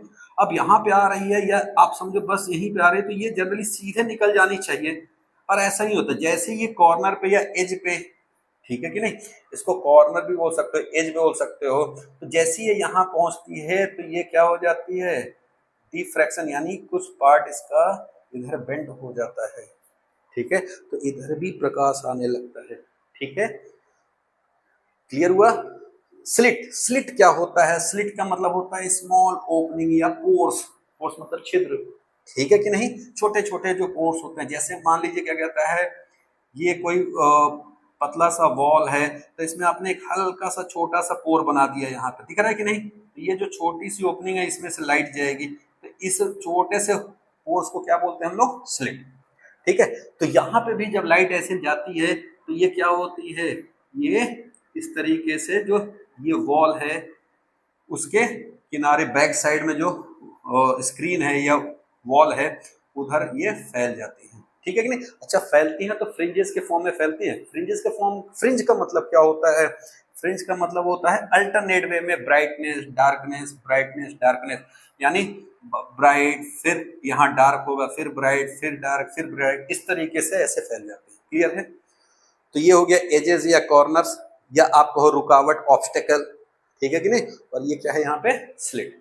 ठीक है, तो क्या कह रहे हैं कि जब वो लाइट वेव जो है किसी ऑब्स्टेकल या किसी स्लिट जो कि स्मॉल ओपनिंग या पोर्स है, वहां से जब ये पास होती है तो वो बेंड हो जाती है या स्प्रेड हो जाती है। तो ये बेंड होने या स्प्रेड होने की ये जो घटना है, इवेंट है या फिनोमिना है लाइट वेव का, वो क्या कहलाता है, डिफ्रैक्शन ऑफ लाइट। क्लियर है? तो diffraction of light is the process or phenomena, ठीक है, or event in which light waves bend or spread out when they pass through any obstacle or any slit. Okay, ठीक है। जैसे कुछ examples देख लीजिए, diffraction of light waves or sound waves at the edge or corners of the door side. ठीक है, कई बार आप देखिए क्लास में अगर आप क्या कहता कुछ बोल रहे हैं और बाहर सामने नहीं बल्कि दरवाजे से हट करके भी कोई बंदा पीछे खड़ा है, तब भी उसको उसकी आवाज सुनाई देती है, टीचर की आवाज सुनाई देती है ना। तो वो क्यों? क्योंकि वहां पे कॉर्नर्स पे जा करके वो साउंड वेव क्या होता है, दीवार के पीछे जो है बेंट हो जाता है और वहां पे जो भी ऑब्जर्वर है वो ऑब्जर्व करेगा उस साउंड को। क्लियर है? ठीक उसी तरह लाइट भी क्या होती है, बेंड होती है। तभी क्या होता है कि आपको पता चलता है कि प्रकाश जब आता है, लाइट आता है सुबह के समय में, तो घरों के अंदर लाइट भले नहीं पहुंच पाता, फिर भी उजाला पहुंच जाता है। पहुंचता है कि नहीं? Just because of diffraction. Okay, तो diffraction of light waves or sound waves at the edge or corner of the door side. Clear है? ठीक। दूसरा एग्जांपल आप देख सकते हैं, when light wave passes through small slit. ये स्मॉल स्लिट आप समझ लीजिए, यहाँ हल्की सी ओपनिंग है, यहाँ से जैसे लाइट वेव्स पास करेगा, then at the back side light इधर से आ रही है, तो ये इसका बैक, ये वॉल का ये बैक साइड हुआ कि नहीं। तो eight the back side of the screen और वॉल फ्रिंजेस फॉर्म्स। फ्रिंजेस का मतलब है कि अल्टरनेट वे में ब्राइटनेस एंड डार्कनेस के आपको स्पॉट्स मिलने चालू होंगे। ठीक है कि नहीं? तो ये जो फ्रिंजेस फॉर्म होते हैं, ठीक है, back side of the wall, ये due to diffraction of light होता है। ओके बेटा, ठीक है। अब अगर हम टाइप्स बताएं डिफ्रैक्शन के, तो डिफ्रैक्शन के दो प्रकार होते हैं। एक होता है फ्रेस्नेल डिफ्रैक्शन, ठीक है, बहुत टफ नहीं है, ये एक बार पढ़ने वाली चीज है, थ्योरेटिकल है, एक बार पढ़ लेंगे तो क्लियर हो जाएगा। फ्रेस्नेल डिफ्रैक्शन, दूसरा फ्रॉनहोफर डिफ्रैक्शन। ठीक है कि नहीं? तो फ्रेस्नेल डिफ्रैक्शन क्या होता है, फ्रॉनहोफर डिफ्रैक्शन क्या होता है, तो ध्यान से समझो क्या होता है। कहीं से लाइट निकलेगी, तो जहां से लाइट निकलती है, ठीक है, मान लो लाइट यहां से एमिट हो रही है, बल्ब या कैंडल कुछ भी हो सकता है, तो ये हो गया आपका सोर्स। ठीक है, ये क्या हो गया, सोर्स। आगे आपका ऑब्स्टेकल या स्लिट होगा। ठीक है, यंग साहब ने तो डबल स्लिट बनाया था, तो हम डबल स्लिट ले रहे हैं। ठीक है, कुछ लाइट यहां से जाएगी, कुछ यहां से जाएगी। ठीक है कि नहीं? तो यहाँ पे क्या होगा, वो डिफ्रैक्शन होगा, यहाँ पे भी डिफ्रैक्शन होगा। और फिर उसके बाद ये सामने क्या होता है, स्क्रीन होता है। स्क्रीन मतलब पर्दा, आप समझ सकते हैं। तो लाइट यहाँ पे इस तरीके से जाएगी। ठीक है कि नहीं? तो ये उसका मीडियम होता है, तो यहाँ से डार्क ब्राइट ऐसे फ्रिंजेस बनने चालू हो जाते हैं। क्लियर हुआ? तो यहाँ पे क्या है, जो सोर्स है, ठीक है, ये हो गया आपका सोर्स, और ये हो गया आपका क्या, स्क्रीन। ये हो गया स्क्रीन। ये क्या है, हमारा स्लिट या ऑब्स्टेकल। ये क्या है, ऑब्स्टेकल या स्लिट। ठीक है, तो जब सोर्स और स्क्रीन ऑब्स्टेकल के बहुत पास हो, ठीक है कि नहीं, जब सोर्स और स्क्रीन ऑब्स्टेकल या स्लिट के बहुत पास हो, तो ऐसे में जो डिफ्रैक्शन होता है उससे हम फ्रेस्नेल डिफ्रैक्शन कहते हैं। क्या कहते हैं? ठीक है, देख लीजिए, पढ़ लीजिए। तो in this type source and screen are very close to the obstacle और स्लिट। ठीक है कि नहीं? यहां पे क्या कह रहे हैं, फ्रॉनहोफर में जस्ट अपोजिट है कि in this type source and screen are very far away from the obstacle और स्लिट। यहां पे क्या होगा, स्क्रीन और सोर्स बहुत ही ज्यादा दूर होगा ऑब्स्टेकल या स्लिट से। ओके, ठीक है।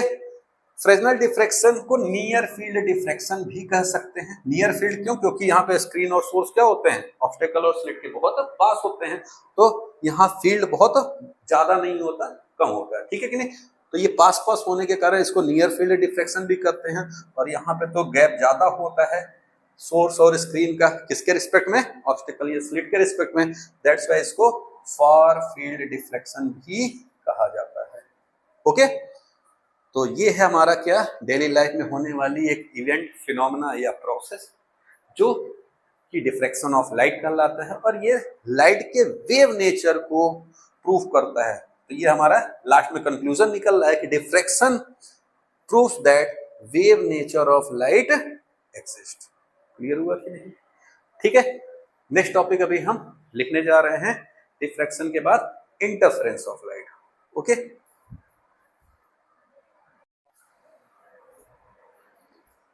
यस माय डियर स्टूडेंट्स, हम लोग अब अपने वेव नेचर ऑफ लाइट में सेकंड फिनोमेना की स्टडी करने जा रहे हैं। ठीक है, देखिए ये जो तीनों फिनोमेना हम यहाँ पे स्टडी कर रहे हैं, ये इंट्रो में, ये हमें आगे नेक्स्ट चैप्टर में पढ़ना है, ठीक है।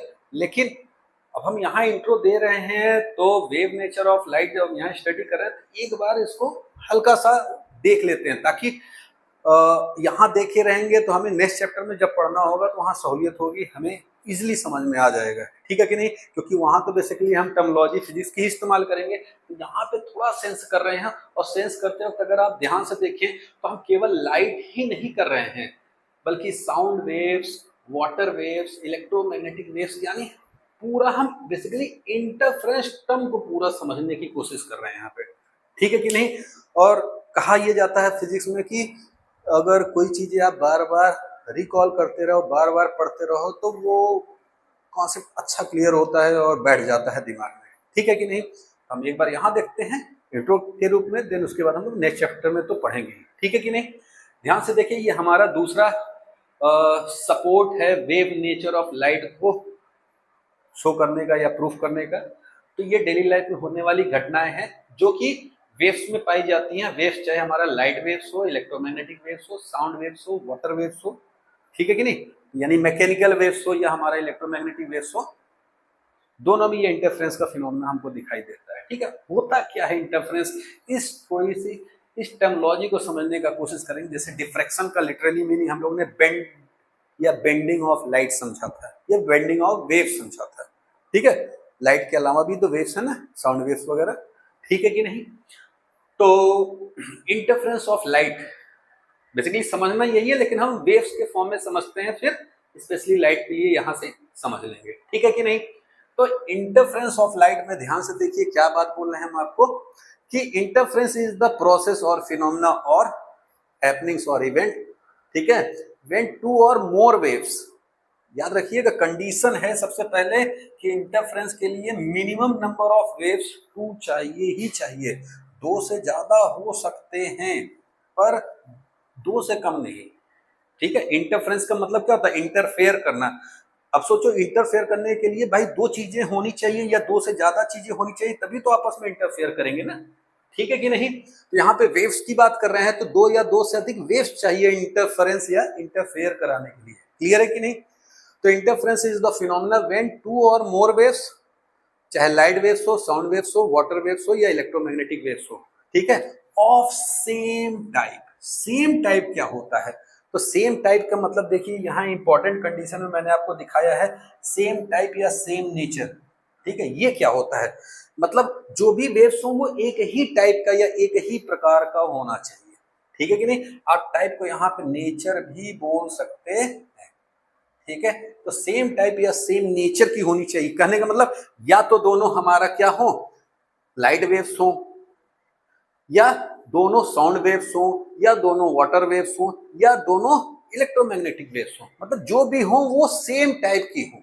ऐसा ना हो कि एक लाइट वेव हो और एक साउंड वेव हो, ऐसा नहीं होना चाहिए, तब इंटरफेरेंस का फिनोमेना नहीं मिलेगा हमें, समझ में आ रहा है। इंटरफेरेंस के फिनोमेना के लिए चाहे 2 या 2 से अधिक वेव्स जो भी आप लो वो एक ही टाइप का होना चाहिए, यानी वो तो या लाइट वेव्स हो सारी की सारी, या सारी साउंड वेव्स हो, या वाटर वेव्स हो, या इलेक्ट्रोमैग्नेटिक वेव्स हो, जो हो सब एक ही टाइप की हो, क्लियर है कि नहीं। तो क्या करें, interference is the phenomena when two और more waves of same type या same nature interact with each other. Interact with each other मतलब वो एक दूसरे पे सुपर इम्पोज हो, ठीक है कि नहीं। Then they made each other either strong, जब वो एक दूसरे पे सुपर इम्पोज होंगी तो वो एक दूसरे को या तो स्ट्रॉन्ग बनाएंगे। स्ट्रॉन्ग का मतलब लाइट में क्या होगा कि उनकी इंटेंसिटी बहुत हाई हो जाएगी, ठीक है, बढ़ जाएगी, या वो एक दूसरे को क्या करेंगी, वीक बना देंगी, यानी उनकी इंटेंसिटी घट जाएगी, कम हो जाएगी, ठीक है कि नहीं। तो इस फिनोमिना को इंटरफेरेंस करते हैं। फिर से समझिए इंटरफेरेंस क्या होता है। इंटरफेरेंस वो प्रोसेस या फिनोमिना है जिसमें दो या दो से अधिक वेव्स सेम टाइप या सेम नेचर की जब एक दूसरे पे सुपर इम्पोज होंगी या एक दूसरे से मिलेंगी तो वो मिल करके रिजल्ट में जो है या तो क्या करेंगी, एक दूसरे को स्ट्रॉन्ग कर देंगी यानी उनकी इंटेंसिटी बढ़ा देंगी, या उनकी इंटेंसिटी को कम कर देंगी यानी वीक कर देंगी, ठीक है कि नहीं। तो अगर वो ऐसा कर रही हैं तो ये प्रोसेस या फिनोमेना क्या कहलाएगा, इंटरफेरेंस कहलाएगा वेव का। और अगर वो वेव लाइट है तो हम कहेंगे इंटरफेरेंस ऑफ लाइट कहलाएगा, ठीक है कि नहीं। लाइट वेव के लिए स्पेशली देखिए हम यहाँ पे लिख रहे हैं हेडिंग डाल करके, ठीक है कि नहीं, क्या कि for light when coherent light waves, याद रखिएगा। अब वेव्स, लाइट वेव्स में भी वेव्स कैसी होनी चाहिए, लाइट वेव्स कोहेरेंट होनी चाहिए। कोहेरेंट का मतलब क्या होता है, तो कोहेरेंट में बेसिकली दो कंडीशन फुलफिल होता है। एक तो ये कि दोनों लाइट वेव्स की फ्रीक्वेंसी सेम होनी चाहिए, दूसरा दोनों सेम फेज में होना चाहिए, ठीक है। हम लोग एसी पढ़ते वक्त फेज को पहली बार वहां टैकल करेंगे, या हम लोगों ने 11th में भी फेज को देखा है। सेम फेज का मतलब होता है कि जब दोनों वेव्स या तो एक साथ मिनिमम हो या जीरो हो या एक साथ मैक्सिमम हो, जो हो दोनों एक साथ ही हो, जो एक का बिहेवियर है ठीक उस दूसरे का बिहेवियर भी उसी इंस्टेंट ऑफ टाइम पे वही हो, तो ऐसे कंडीशन को कहते हैं सेम फेज, ठीक है कि नहीं। तो for light when coherent light waves मतलब having same frequency and same phase, ठीक है, and of same nature. Same nature मतलब दोनों एक ही प्रकार का हो, यानी दोनों लाइट वेव्स ही हो, क्लियर है कि नहीं। तो for light when coherent light waves of same nature superimpose then they form bright fringes. Bright fringes का मतलब वो एक दूसरे को क्या कर रही है, स्ट्रॉन्ग कर रही है, यानी उनकी इंटेंसिटी हाई है, ठीक है कि नहीं। एंड डार्क फ्रिंजेस मतलब एक दूसरे को वीक कर रही हैं, यानी उनकी इंटेंसिटी लो हो गई है, तो वो क्या करेंगी, ये दोनों फ्रिंजेस बनाएंगी। क्लियर हुआ, क्लियर हुआ। Then they form bright fringes as well as dark fringes. Clear हो गया, ठीक है। अगर हम टाइप्स बात करें इंटरफेरेंस की, तो देखो डार्क फ्रिंजेस और ब्राइट फ्रिंजेस दोनों बना रही हैं, तो इसके आधार पे हम अगर देखें तो इंटरफेरेंस दो प्रकार का होता है। एक को कहेंगे हम कंस्ट्रक्टिव इंटरफेरेंस और एक को कहेंगे डिस्ट्रक्टिव इंटरफेरेंस। यानी जब दो वेव्स आपस में सेम फेज और सेम फ्रीक्वेंसी की मिले और एक दूसरे को कंस्ट्रक्ट करें, जोड़ने में यूज हो जाए। जोड़ेंगी तो क्या होगा, चीजें और स्ट्रॉन्ग होंगी ना, यानी उनका ब्राइट फ्रिंज बनेगा, उनकी इंटेंसिटी हाई हो जाएगी और जो रिजल्टेंट वेव है वो स्ट्रॉन्ग हो जाएगा, ठीक है कि नहीं। तो ऐसे इंटरफेरेंस को हम कहेंगे कंस्ट्रक्टिव, क्योंकि कंस्ट्रक्शन से तो चीजें बढ़ती है ना, ठीक है कि नहीं। जबकि डिस्ट्रक्टिव इंटरफेरेंस में क्या होगा कि वहां डार्क फ्रिंजेस बनेंगे, उनकी इंटेंसिटी लो हो जाएगी और रिजल्ट में जो वेव मिलेगा वो वीक मिलेगा, ठीक है कि नहीं। तो वो डिस्ट्रक्ट कर देंगी दोनों वेव्स आपस में एक दूसरे को, ठीक है। तो ऐसे इंटरफेरेंस को कहेंगे डिस्ट्रक्टिव इंटरफेरेंस। तो इंटरफेरेंस दो प्रकार का, कंस्ट्रक्टिव और डिस्ट्रक्टिव। ब्राइट फ्रिंज वाला कंस्ट्रक्टिव, डार्क फ्रिंज वाला डिस्ट्रक्टिव, ठीक है कि नहीं। तो ब्राइट फ्रिंज वाले में जो पाथ लेंथ होता है, डेल्टा एक्स से पाथ लेंथ को हम रिप्रेजेंट करते हैं, वो होता है n इंटू लेमडा, ठीक है। वेयर n क्या है, order of bright fringe from centre. Centre से कौन सा ब्राइट फ्रिंज हम ले रहे हैं, ब्राइट फ्रिंज जो ले रहे हैं वो सेंटर से कौन से नंबर पे, कौन से सीक्वेंस में, कौन से क्रम पे है, ठीक है। तो उसको हम n से रिप्रेजेंट करते हैं और लाइट का जो वेवलेंथ है वो लेमडा होगा, ठीक है कि नहीं।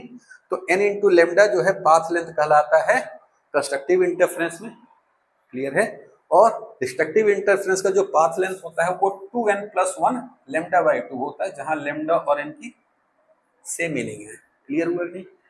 फिर से हम एक बार कंस्ट्रक्टिव को समझने की कोशिश करते हैं और डिस्ट्रक्टिव को। मान लो हमारे पास दो वेव्स है, ठीक है कि नहीं। आपको पता है कि ये वेव्स का क्या कहलाता है, उठा हुआ पोर्शन क्रेस्ट कहलाता है, ठीक है, और ये वाला क्या कहलाता है, ट्रफ कहलाता है, ठीक है। उसी तरह से ये भी वेव का क्या कहलाएगा, मान लो ये फर्स्ट वेव है, ये हमारा सेकेंड वेव है, ये भी क्या कहलाएगा, क्रेस्ट, और ये वाला क्या कहलाएगा, ट्रफ, ठीक है। ध्यान से देखिए, जब फर्स्ट वाला वेव का क्रेस्ट हो रहा था, ठीक उसी समय देखो सेकेंड वाले वेव का भी क्रेस्ट था कि नहीं, या देखो जब ये यहाँ स्टार्ट हुआ तो ठीक उसी पोजीशन से ये भी स्टार्ट हुआ सेकेंड वेव भी, यानी जब दोनों के क्रेस्ट एक ही साथ एक ही समय पे हो रहे हो, दोनों के ट्रफ भी एक ही साथ एक ही समय पे हो रहे होंगे, तो इसका मतलब क्या है, वो सेम फेज में है। और जब भी ये सेम फेज में होंगे, मिलेंगे, तो मिलने पे क्या हो जाएगा, इनका इंटेंसिटी बढ़ जाएगा। क्लियर है कि नहीं। तो ये कुछ इस तरीके का रिजल्ट देने लगेंगे, मतलब ये अचानक ही जो है हाई हो जाएंगे। क्लियर हो गया, इनका एम्पलीट्यूड रिजल्टेंट का बढ़ जाएगा। डिस्ट्रक्टिव में क्या होगा, देखो यहाँ पे ये क्रेस्ट है, ठीक है, जब ये क्रेस्ट हो रहा था तो उस वक्त ये क्या था, ट्रफ था, ठीक है। इसका मतलब देखो ये क्रेस्ट था, ये पीक पे था, तो ये बॉटम में पीक पे था, ये एक दूसरे को क्या कर देंगे, कैंसिल कर देंगे, तो इनका रिजल्टेंट क्या होगा, ये एक दूसरे को कैंसिल आउट कर देंगे, लो कर देंगे, ठीक है। या यहाँ पे देख लो, ये यहाँ पे ट्रफ बनाया हुआ था, जबकि यहाँ पे क्या था, क्रेस्ट था, ठीक है, तो ये एक दूसरे को क्या कर देंगे, मिनिमाइज कर देंगे, लो कर देंगे, तो यहाँ इंटेंसिटी क्या हो जाएगी, लो हो जाएगी। तो जब लो हो जाएगी तो क्या होगा, या तो ये इस तरीके से जाएगा, मान लो इस तरीके से, नहीं तो इनका एम्पलीट्यूड घट जाएगा, ठीक है कि नहीं। तो ये डिस्ट्रक्टिव नेचर को शो कर रहा है, ये कंस्ट्रक्टिव नेचर को शो कर रहा है। क्लियर है कि नहीं। कुछ इंपॉर्टेंट कंडीशन या इंटरफ्रेंस में याद रखिए, ये 3 इंपॉर्टेंट कंडीशन है जो फुलफिल होने ही चाहिए इंटरफ्रेंस में, तभी इंटरफ्रेंस का फिनोमिना लाइट में देखने को मिलेगा या किसी भी वेव में देखने को मिलेगा। कंडीशन बेसिकली 3 इंपॉर्टेंट कंडीशन है इंटरफ्रेंस होने के लिए, ठीक है कि नहीं। इंटरफ्रेंस ऑफ वेव्स, वेव्स में कोई भी वेव्स। तो पहला कंडीशन ये कि एम्पलीट्यूड अप्रोक्सीमेटली सेम होना चाहिए, 2 या 2 से अधिक वेव्स जिनका हम इंटरफ्रेंस कराने वाले हैं, ठीक है, उनका एम्पलीट्यूड अप्रोक्सीमेटली सेम होना चाहिए। इसमें ये वर्ड जरूर ध्यान में रखिएगा कि approximately same, not exactly same. Clear है कि नहीं।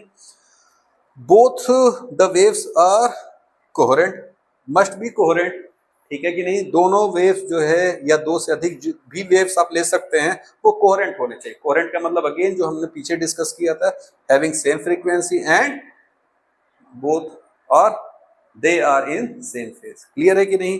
थर्ड बात है कि उनका नेचर सेम होना चाहिए।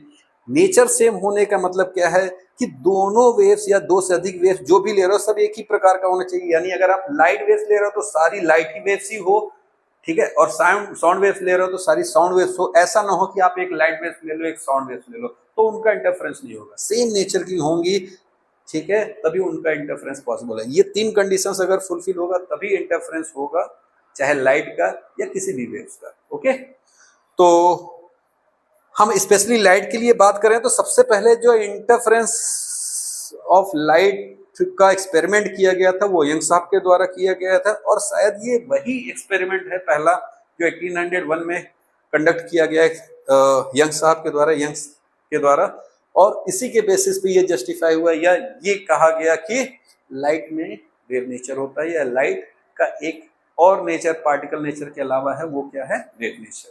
ठीक है कि नहीं। तो इस एक्सपेरिमेंट को यंग्स डबल स्लिट एक्सपेरिमेंट या शॉर्ट में YDSE भी कहते हैं, YDSE Young's double slit experiment. ठीक है कि नहीं।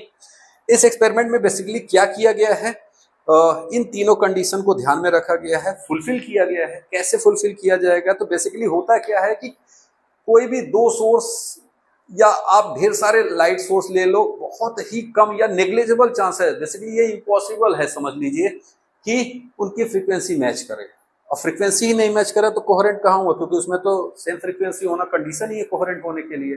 ठीक है कि नहीं। तो इन्होंने क्या तरीका अपनाया, इन्होंने सोर्स तो एक ही लिया लेकिन इसको एज 2 सोर्स इस्तेमाल किया। कैसे किया, इन्होंने अपने ऑब्स्टिकल या जो स्लिट है, जो कॉर्नर है, आप ऐसे बोल सकते हैं, उसमें 2 स्लिट बनाया और दोनों स्लिट को एज 2 सेपरेट सोर्स कंसीडर किया। क्यों, क्योंकि लाइट यहां से आएगी तो इन दोनों से जाएगी और यहाँ से अगर आप ऑब्जर्व करेंगे तो ये ऐसे लगेगा कि जैसे ये दो स्लिट, दो सोर्स है लाइट के, ठीक है कि नहीं।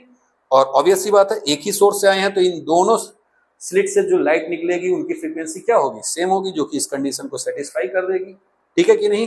और स्क्रीन पे जैसे ही ये लाइट पड़ेगी तो यहाँ पे इंटरफ्रेंस के पैटर्न के कारण क्या होगा, यहाँ पे फ्रिंजेस बनेंगे डार्क और ब्राइट, क्लियर है। कंस्ट्रक्टिव और डिस्ट्रक्टिव फ्रिंजेस बनने चालू हो जाएंगे, ठीक है कि नहीं।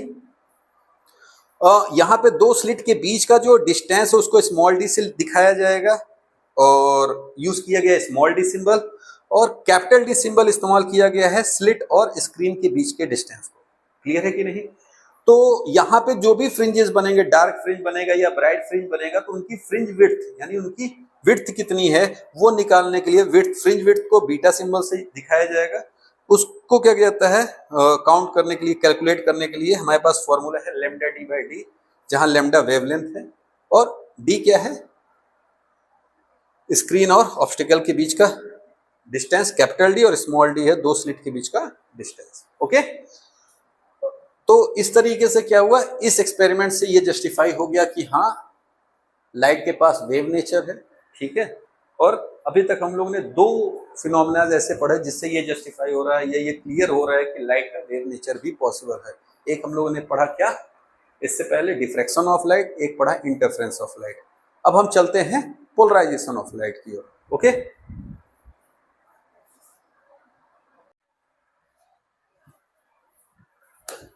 ओके माय डियर स्टूडेंट्स, आइए हम लोग अपने फर्स्ट पार्ट के लास्ट टॉपिक को डिस्कस करते हैं और फिर उसके बाद पूरे जितने भी हमने फिनोमेनास पढ़े हैं उनको जो है कंपाइल करेंगे एक चार्ट में, ओके। तो ध्यान से देखिए, हम लोग अपने वेव नेचर ऑफ लाइट में थर्ड फिनोमेना को डिस्कस करने जा रहे हैं, that is polarisation of light.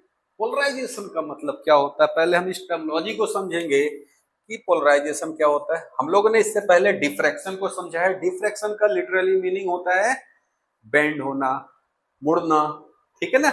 Light का मुड़ना तो हम कहेंगे क्या, या लाइट का बेंड होना क्या कहलाएगा हमारा, डिफ्रैक्शन ऑफ लाइट, ठीक है कि नहीं।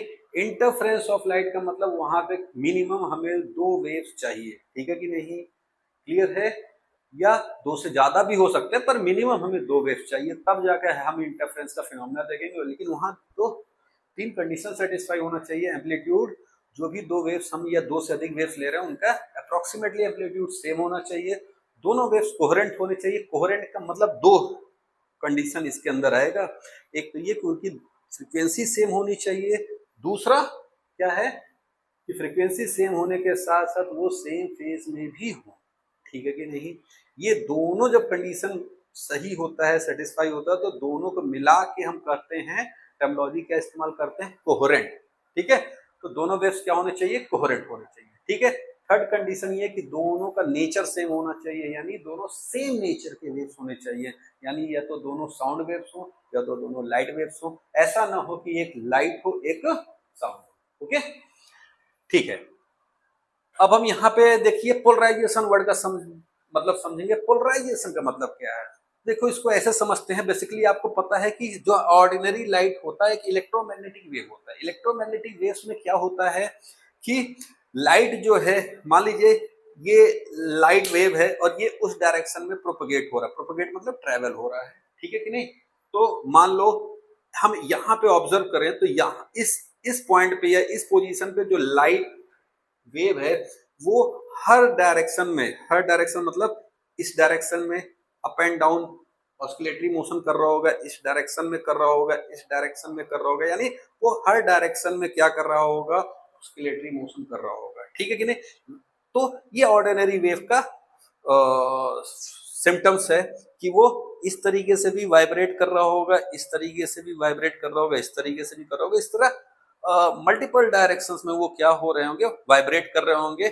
और ये जो वाइब्रेशन का इनका डायरेक्शन है वो प्रोपगेशन ऑफ वेव के क्या होगा, परपेंडिकुलर होगा। तो हर वेव जो है वाइब्रेट कर रहा होगा और प्रोपगेशन ऑफ वेव के परपेंडिकुलर होगा, क्लियर है कि नहीं। इलेक्ट्रोमैग्नेटिक वेव से मतलब इलेक्ट्रिक फील्ड भी होगा, मैग्नेटिक फील्ड भी होगा, समझ में आ रहा है कि नहीं, क्लियर है, ठीक है। लेकिन जब हम क्या करें कि वेव का प्रोपगेशन कराएं, लेकिन इसमें ये हर डायरेक्शन में वाइब्रेट ना करे, प्रोपगेशन के परपेंडिकुलर तो वाइब्रेट करे, लेकिन हर डायरेक्शन में ना करके किसी एक पर्टिकुलर ही डायरेक्शन में क्या करे, पर्टिकुलर डायरेक्शन में ये वाइब्रेट करे, ऑस्किलेटरी मोशन करे। तो ऐसे वेव को या ऐसे लाइट को हम कहेंगे पोलराइज्ड लाइट। ठीक है कि नहीं? तो पोलराइज का मतलब एक पर्टिकुलर डायरेक्शन में ही बस ऊपर नीचे, देखो पोलराइजेशन हो रहा है कि नहीं, यानी एक पर्टिकुलर ही डायरेक्शन में जब वाइब्रेशन होगा वेव्स का तो हम कहेंगे कि ये लाइट क्या हो गई, पोलराइज हो गई। ठीक है कि नहीं? डेफिनेशन देख लेते हैं थोड़ा। Polarization is of light is the process or phenomena in which transverse wave, ध्यान से देखिएगा, ट्रांसवर्स वेव ही केवल पोलराइजेशन लाइट के फिनोमिना को एग्जिबिट कर सकते हैं, लॉन्गिट्यूडनल वेव्स नहीं। ठीक है कि नहीं? मोशन के आधार पर देखा जाए तो या वाइब्रेशन के आधार पर देखा जाए तो वेव्स दो प्रकार के होते हैं, एक ट्रांसवर्स वेव होते हैं, एक लॉन्गिट्यूडनल वेव होते हैं। ये हम क्लास 11th में देख चुके हैं। ठीक है कि नहीं? और जो हमें 12th में देखना है, लाइट या इलेक्ट्रोमैग्नेटिक वेव्स, ये हमेशा याद रखिएगा ट्रांसवर्स वेव होते हैं। क्या होते हैं? ट्रांसवर्स वेव होते हैं। ठीक है? जबकि मैकेनिकल वेव्स ट्रांसवर्स भी हो सकती है और लॉन्गिट्यूडनल भी हो सकती है। जैसे साउंड क्या है हमारा, लॉन्गिट्यूडनल वेव। क्या है? Sound longitudinal. लेकिन जब हम ये बात बोलते हैं तो ये एयर के रिस्पेक्ट में बोलते हैं। ठीक है कि नहीं? वाटर के रिस्पेक्ट में नहीं बोलते हैं। क्लियर है? ये ध्यान देने वाली बातें हैं। ठीक है कि नहीं? तो हमारा लाइट क्या है, इलेक्ट्रोमैग्नेटिक वेव क्या है, दोनों जो है ट्रांसवर्स वेव है। ठीक है कि नहीं? तो ट्रांसवर्स वेव में ही केवल पोलराइजेशन होगा, मैकेनिकल वेव्स में पोलराइजेशन पॉसिबल नहीं। यानी साउंड वेव, वाटर वेव्स, इन सब में क्या होगा, पोलराइजेशन पॉसिबल नहीं है। ठीक है? साउंड वेव में तो प्योरली नहीं है, लेकिन वाटर वेव्स में एक हद तक, एक लिमिट तक जो है होता है, क्योंकि आपको पता है वाटर के कंडीशन में वाटर का सरफेस होता है, वाटर के अंदर होता है। ठीक है? जब सरफेस पे होगा तो उस वक्त क्या होगा, उसमें ट्रांसवर्स वेव का फिनोमिना मिलेगा, लेकिन जब अंदर होता है तो उस वक्त नहीं। जस्ट सरफेस पे होने की बात कर रहे हैं, एयर में आने की बात नहीं कर रहे हैं। ठीक है कि नहीं? तो on the surface of the water, ठीक है कि नहीं, we get the transverse nature. ठीक है? But inside the water we get longitudinal nature. Clear हुआ कि नहीं? तो जहां ट्रांसवर्स वेव का फिनोमिना देखने को मिलेगा वहां पोलराइजेशन पॉसिबल है। ठीक है कि नहीं? तो यहां पे हम आपको क्या बोल रहे हैं कि लाइट जो है ट्रांसवर्स वेव होता है, तो ट्रांसवर्स वेव में ही केवल पोलराइजेशन का फिनोमिना होगा। ठीक है कि नहीं? तो कह रहे हैं light is the process, polarization is the process or phenomena in which transverse wave vibrates only in particular direction. जब कोई ट्रांसवर्स वेव किसी एक पर्टिकुलर डायरेक्शन में जब केवल वाइब्रेट करे तो इस घटना को, इस फिनोमिना को, इस इवेंट को हम क्या कहेंगे, पोलराइजेशन कहेंगे। और लाइट में होगा तो पोलराइजेशन ऑफ लाइट कहेंगे। ओके? तो ये मेरे ख्याल से आपको फिगर के थ्रू मैंने समझा दिया है। ठीक है कि नहीं? अब ये इस तरीके से भी वाइब्रेट कर सकता है, इस तरीके से भी वाइब्रेट कर सकता है, इस तरीके से भी, जो भी करे बस एक डायरेक्शन में बस वाइब्रेट करे। ठीक है? अगर ऐसे कर रहा है तो ऐसे ही करे, ऐसे कर रहा है तो ऐसे ही करे, अगर वो ऐसे कर रहा है तो ऐसे ही करे। ठीक है कि नहीं? तो जब एक पर्टिकुलर डायरेक्शन में वाइब्रेट करेगा, ठीक है, और ट्रांसवर्स नेचर का होगा, तब हम कहेंगे कि लाइट क्या हो गया, पोलराइज हो गया। ठीक है कि नहीं? पोलराइजेशन एक चीज याद रखिएगा, फिर से देखिए, इंफेसाइज कर रहे हैं कि पोलराइजेशन लॉन्गिट्यूडनल वेव में नहीं होगा। Polarisation is not for longitudinal waves. ठीक है? पोलराइजेशन के टाइप्स की अगर हम बात करें तो पोलराइजेशन के 3 टाइप्स होते हैं, plane polarisation, circular polarisation and elliptical polarisation. Basically ये पाथ के आधार पे है। ठीक है कि नहीं? प्लेन पोलराइजेशन, सर्कुलर पोलराइजेशन और एलिप्टिकल पोलराइजेशन। ये जानने के विषय पर ये हमारे कोर्स में नहीं है। ठीक है कि नहीं? पर इतना ही जानना काफी है। फिर हम इधर आ जाते हैं, अगर हम कहें कि कितने तरीके से हम पोलराइजेशन कर सकते हैं, ठीक है कि नहीं, तो हम लाइट को ध्यान में रखते हुए करते हैं, कितने तरीके से हम पोलराइजेशन कर सकते हैं, परफॉर्म कर सकते हैं इस प्रोसेस या फिनोमिना को। तो 4 तरीके हैं। कितने तरीके हमारे पास हैं? 4 तरीके हैं। वेज मतलब यहाँ पे तरीका होता है, या रास्ते, कितने रास्ते हैं, ये कितने मेथड है, ये कितने वेज हैं पोलराइजेशन के। तो देयर आर 4 वेज। ठीक है कि नहीं? By which we can polarise the light. ठीक है, पहला तरीका है रिफ्लेक्शन के थ्रू हम कर सकते हैं। ठीक है, रिफ्लेक्शन ऑफ लाइट के थ्रू हम जो है पोलराइजेशन कर सकते हैं। ठीक है, यहाँ पे ब्रूस्टर एंगल, ठीक है, BREWSTER, ब्रूस्टर एंगल, इसको थोड़ा समझ लेते हैं ये क्या होता है।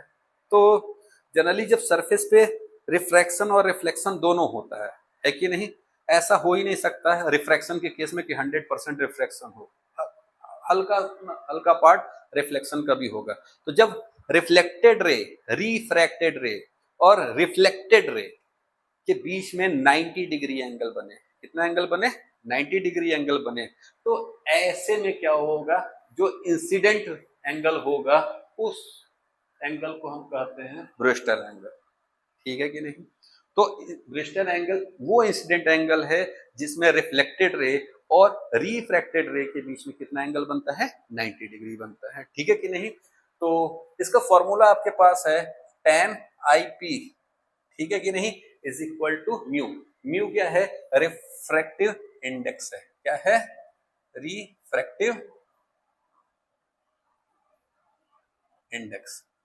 ठीक है, जब आप रिफ्रैक्शन पढ़ते हैं तो रिफ्रैक्टिव इंडेक्स पढ़ते हैं ना, तो ब्रूस्टर एंगल का अगर आप टेंजेंट लेंगे यानी tan लेंगे तो आपको रिफ्रैक्टिव इंडेक्स मिल जाएगा। क्लियर है कि नहीं। तो इस कंडीशन पे जब रिफ्लेक्शन हो रहा होगा तो इसमें जो पोलराइजेशन होगा वो कौन सा पोलराइज, मतलब इस कंडीशन में जो रिफ्लेक्शन होगा तो वहां पे आपको पोलराइजेशन का फिनोमेना दिखाई देगा। ओके, रिफ्रैक्शन के थ्रू भी आप पोलराइजेशन देख सकते हैं। स्कैटरिंग एक और तरीका है, स्कैटरिंग के बिहाफ पे भी हम पोलराइजेशन का फिनोमेना ऑब्जर्व कर सकते हैं। और लास्ट है पोलराइज सीट।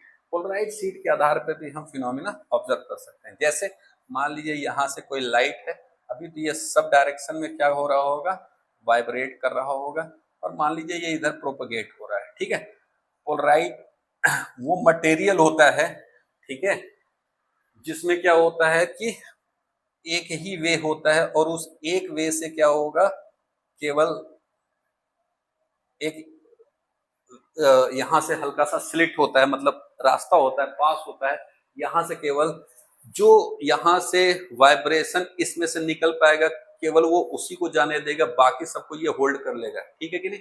तो जैसे ही लाइट यहां से पास होगी तो यहां से केवल जो इसके अलोंग वाइब्रेशन होगा बस वही केवल क्या होगा, यहाँ से पास होगा। तो यहाँ से जब पास होगा तो केवल यही वाला पास होगा, इसी के अलोंग वाला, बाकी सब रुक जाएगा। ठीक है कि नहीं। तो लाइट कुछ इस तरीके से आगे बढ़ती हुई जाएगी। ठीक है कि नहीं, क्लियर है। लेकिन अगर हम क्या कहता है, इसको क्या बोल रहे हैं, पोलराइड। ठीक है, तो पोलराइड शीट है ये। पोलराइड शीट के बिहाफ पे देखिए हम लोगों ने पोलराइजेशन कर लिया। ये ऑर्डिनरी लाइट है, ठीक है, ये ऑर्डिनरी लाइट है, ये पोलराइज्ड लाइट है। देख लीजिए पोलराइज्ड लाइट, ठीक है, पोलराइज हो गया ना, एक पर्टिकुलर डायरेक्शन में देखो वाइब्रेट कर रहा है। क्लियर है कि नहीं। अगर हम क्या कर ले, यही पोलराइड को आगे जो है हम थोड़ा सा ऐसे घुमा करके टिल्ट करके लगा दें, ठीक है कि नहीं, तो देखिए ये इस तरीके से हो जाएगा टेढ़ा। अब ये तो देखिए यहाँ पे प्रोपगेशन के परपेंडिकुलर है, जबकि ये इस तरीके से है, तो अब ये आगे जो है नहीं जा पाएगा। जब नहीं जाएगा तो बस केवल इस तरीके से आप डॉट्स दिखाएंगे, यानी यहाँ पे बिल्कुल भी वाइब्रेशन नहीं हो रहा है, यानी पोलराइजेशन ही खत्म हो गया। ठीक है कि नहीं। तो ये पोलराइड का कॉन्सेप्ट है। ठीक है, तो पोलराइड के बिहाफ पे भी हम पोलराइजेशन कर सकते हैं, स्कैटरिंग के बिहाफ पे भी पोलराइजेशन कर सकते हैं, रिफ्रैक्शन और रिफ्लेक्शन के बिहाफ पे भी पोलराइजेशन कर सकते हैं। क्लियर। पोलराइजेशन ऑफ लाइट का हमें यूज क्या है, कहाँ हम इस्तेमाल करते हैं, तो याद रखिएगा हम एलईडी में इस्तेमाल करते हैं। एलईडी का फुल फॉर्म होता है लाइट एमिटिंग डायोड। ठीक है, वो डायोड जो लाइट को एमिट करे, निकाले। ठीक है, तो ऐसे डायोड को क्या करते हैं हम, एलईडी करते हैं। ठीक है कि नहीं। तो एलईडी में हम पोलराइजेशन का फिनोमेना इस्तेमाल करते हैं। एलईडी टीवी वगैरह में आपको याद रखिए पोलराइजेशन होता है। ठीक है, एलसीडी में भी आपको पोलराइजेशन होता है, एलसीडी टीवी वगैरह में भी पोलराइजेशन होता है। LCD का फुल फॉर्म है लिक्विड क्रिस्टल डायोड। ओके, ठीक है। सन ग्लासेस में भी पोलराइजेशन का फिनोमेना देखने को मिलता है। 3D फिल्म्स, 3D फिल्म्स आपको पता है ना, थिएटर में जो लगती है जिसमें चश्मा उतना पहन करके बैठते हैं, तो उसमें दो आंख, हमारे पास दो आंखें हैं ना, तो चश्मे में दो अलग अलग प्रकार का सेंस देखने के लिए भी हमें पोलराइजेशन वाले ग्लासेस पहनने होते हैं। तो वो 3D ग्लासेस कहलाते ही हैं 3D मूवीज या 3D फिल्म्स को देखते वक्त, ठीक है कि नहीं। कैमराज में क्या कहता है, रिफ्लेक्शन को मिनिमाइज करने के लिए, to minimise the reflection in cameras, ठीक है कि नहीं, हमें वहां पे भी पोलराइजेशन का फिनोमेना यूज करना पड़ता है, ठीक है। तो ये है कुल कुछ ऐसे एप्लीकेशन जहां पे हमें पोलराइजेशन ऑफ लाइट की जरूरत पड़ती है, ठीक है कि नहीं। अब अगर हम ध्यान से देखें तो हम लोगों ने 3 वेव नेचर के फिनोमेना की स्टडी की है, ठीक है, इंट्रो लिया है बेसिकली। एक था डिफ्रेक्शन, एक था इंटरफेरेंस और एक पोलराइजेशन। यहाँ पे एक चार्ट बना दिए हैं कि कौन से वेव्स जो है इंटरफेरेंस, डिफ्रेक्शन और पोलराइजेशन की फिनोमेना को शो करते हैं और कौन नहीं करता, ठीक है। जैसे लाइट वेव्स, तो लाइट वेव्स डिफ्रैक्शन, इंटरफेरेंस और पोलराइजेशन तीनों के फिनोमेना को क्या कहता है, शो करता है, ठीक है। साउंड वेव्स डिफ्रैक्शन और इंटरफेरेंस के फिनोमेना को तो शो करता है, लेकिन ये ध्यान रखिएगा कि ये पोलराइजेशन को नहीं शो करता, क्योंकि साउंड वेव एक लॉन्गिट्यूडनल वेव्स है और लॉन्गिट्यूडनल वेव्स में पोलराइजेशन नहीं होता है। ओके, वाटर वेव्स में ध्यान से देखिए तो डिफ्रैक्शन और इंटरफेरेंस तो होता है, लेकिन पोलराइजेशन भी होता है, लेकिन एक लिमिटेड फॉर्म में होता है, हमेशा नहीं होता। बताया ना आपको कि on the surface of the water wave surface, clear है कि on the surface of the water ही आपको देखने को मिलेगा, इनसाइड द वाटर, क्लियर है कि नहीं। इलेक्ट्रोमैग्नेटिक वेव्स, लाइट वेव्स में है तो इलेक्ट्रोमैग्नेटिक वेव्स में तो होगा ही होगा, तो इलेक्ट्रोमैग्नेटिक वेव्स मतलब gamma rays, X rays, UV rays, infrared, है ना, टीवी, रेडियो वेव्स, माइक्रोवेव, इन सब में भी आपको डिफ्रैक्शन, इंटरफेरेंस और पोलराइजेशन तीनों देखने को मिलता है, क्लियर हुआ। तो अगर आप ध्यान से देखो तो डिफ्रैक्शन सब में देखने को मिलता है, चाहे कोई भी वेव हो, चाहे लाइट वेव हो, साउंड वेव हो, वाटर वेव हो, इलेक्ट्रोमैग्नेटिक वेव हो। इंटरफेरेंस भी देखिए सब में देखने को मिलता है, कोई भी वेव हो। बस पोलराइजेशन ही एक है जो बताता है कि किसमें होगा किसमें नहीं होगा। तो बेसिकली ये ट्रांसवर्स वेव में होगा, ये बात कंफर्म है, ट्रांसवर्स वेव है तो होगा ही होगा, ठीक है। तो वो आपको क्लियर कट लाइट वेव और इलेक्ट्रोमैग्नेटिक वेव है उसमें होगा ही, क्योंकि ये दोनों ट्रांसवर्स वेव ही होते हैं, ठीक है कि नहीं। वाटर में एक लिमिटेड फॉर्म में होता है, जबकि साउंड में बिल्कुल नहीं होता, क्योंकि साउंड क्या है, लॉन्गिट्यूडनल वेव है, क्लियर है। जब हम ऐसा बोलते हैं तो एयर के रिस्पेक्ट में बोलते हैं, इस चीज को हमेशा माइंड में रखिएगा। ओके, तो इस तरीके से बेटा हमारा जो है ये फर्स्ट पार्ट कंप्लीट हुआ, introduction of chapter number 9 ray optics and optical instruments, ठीक है। ये मेरा फर्स्ट वीडियो है, थोड़ी दिक्कत आई होगी, हो सकता है वीडियो अभी स्टार्टिंग का है तो बहुत सी कमियां आपको देखने को मिलेगा, तो कमियों को इग्नोर करिएगा।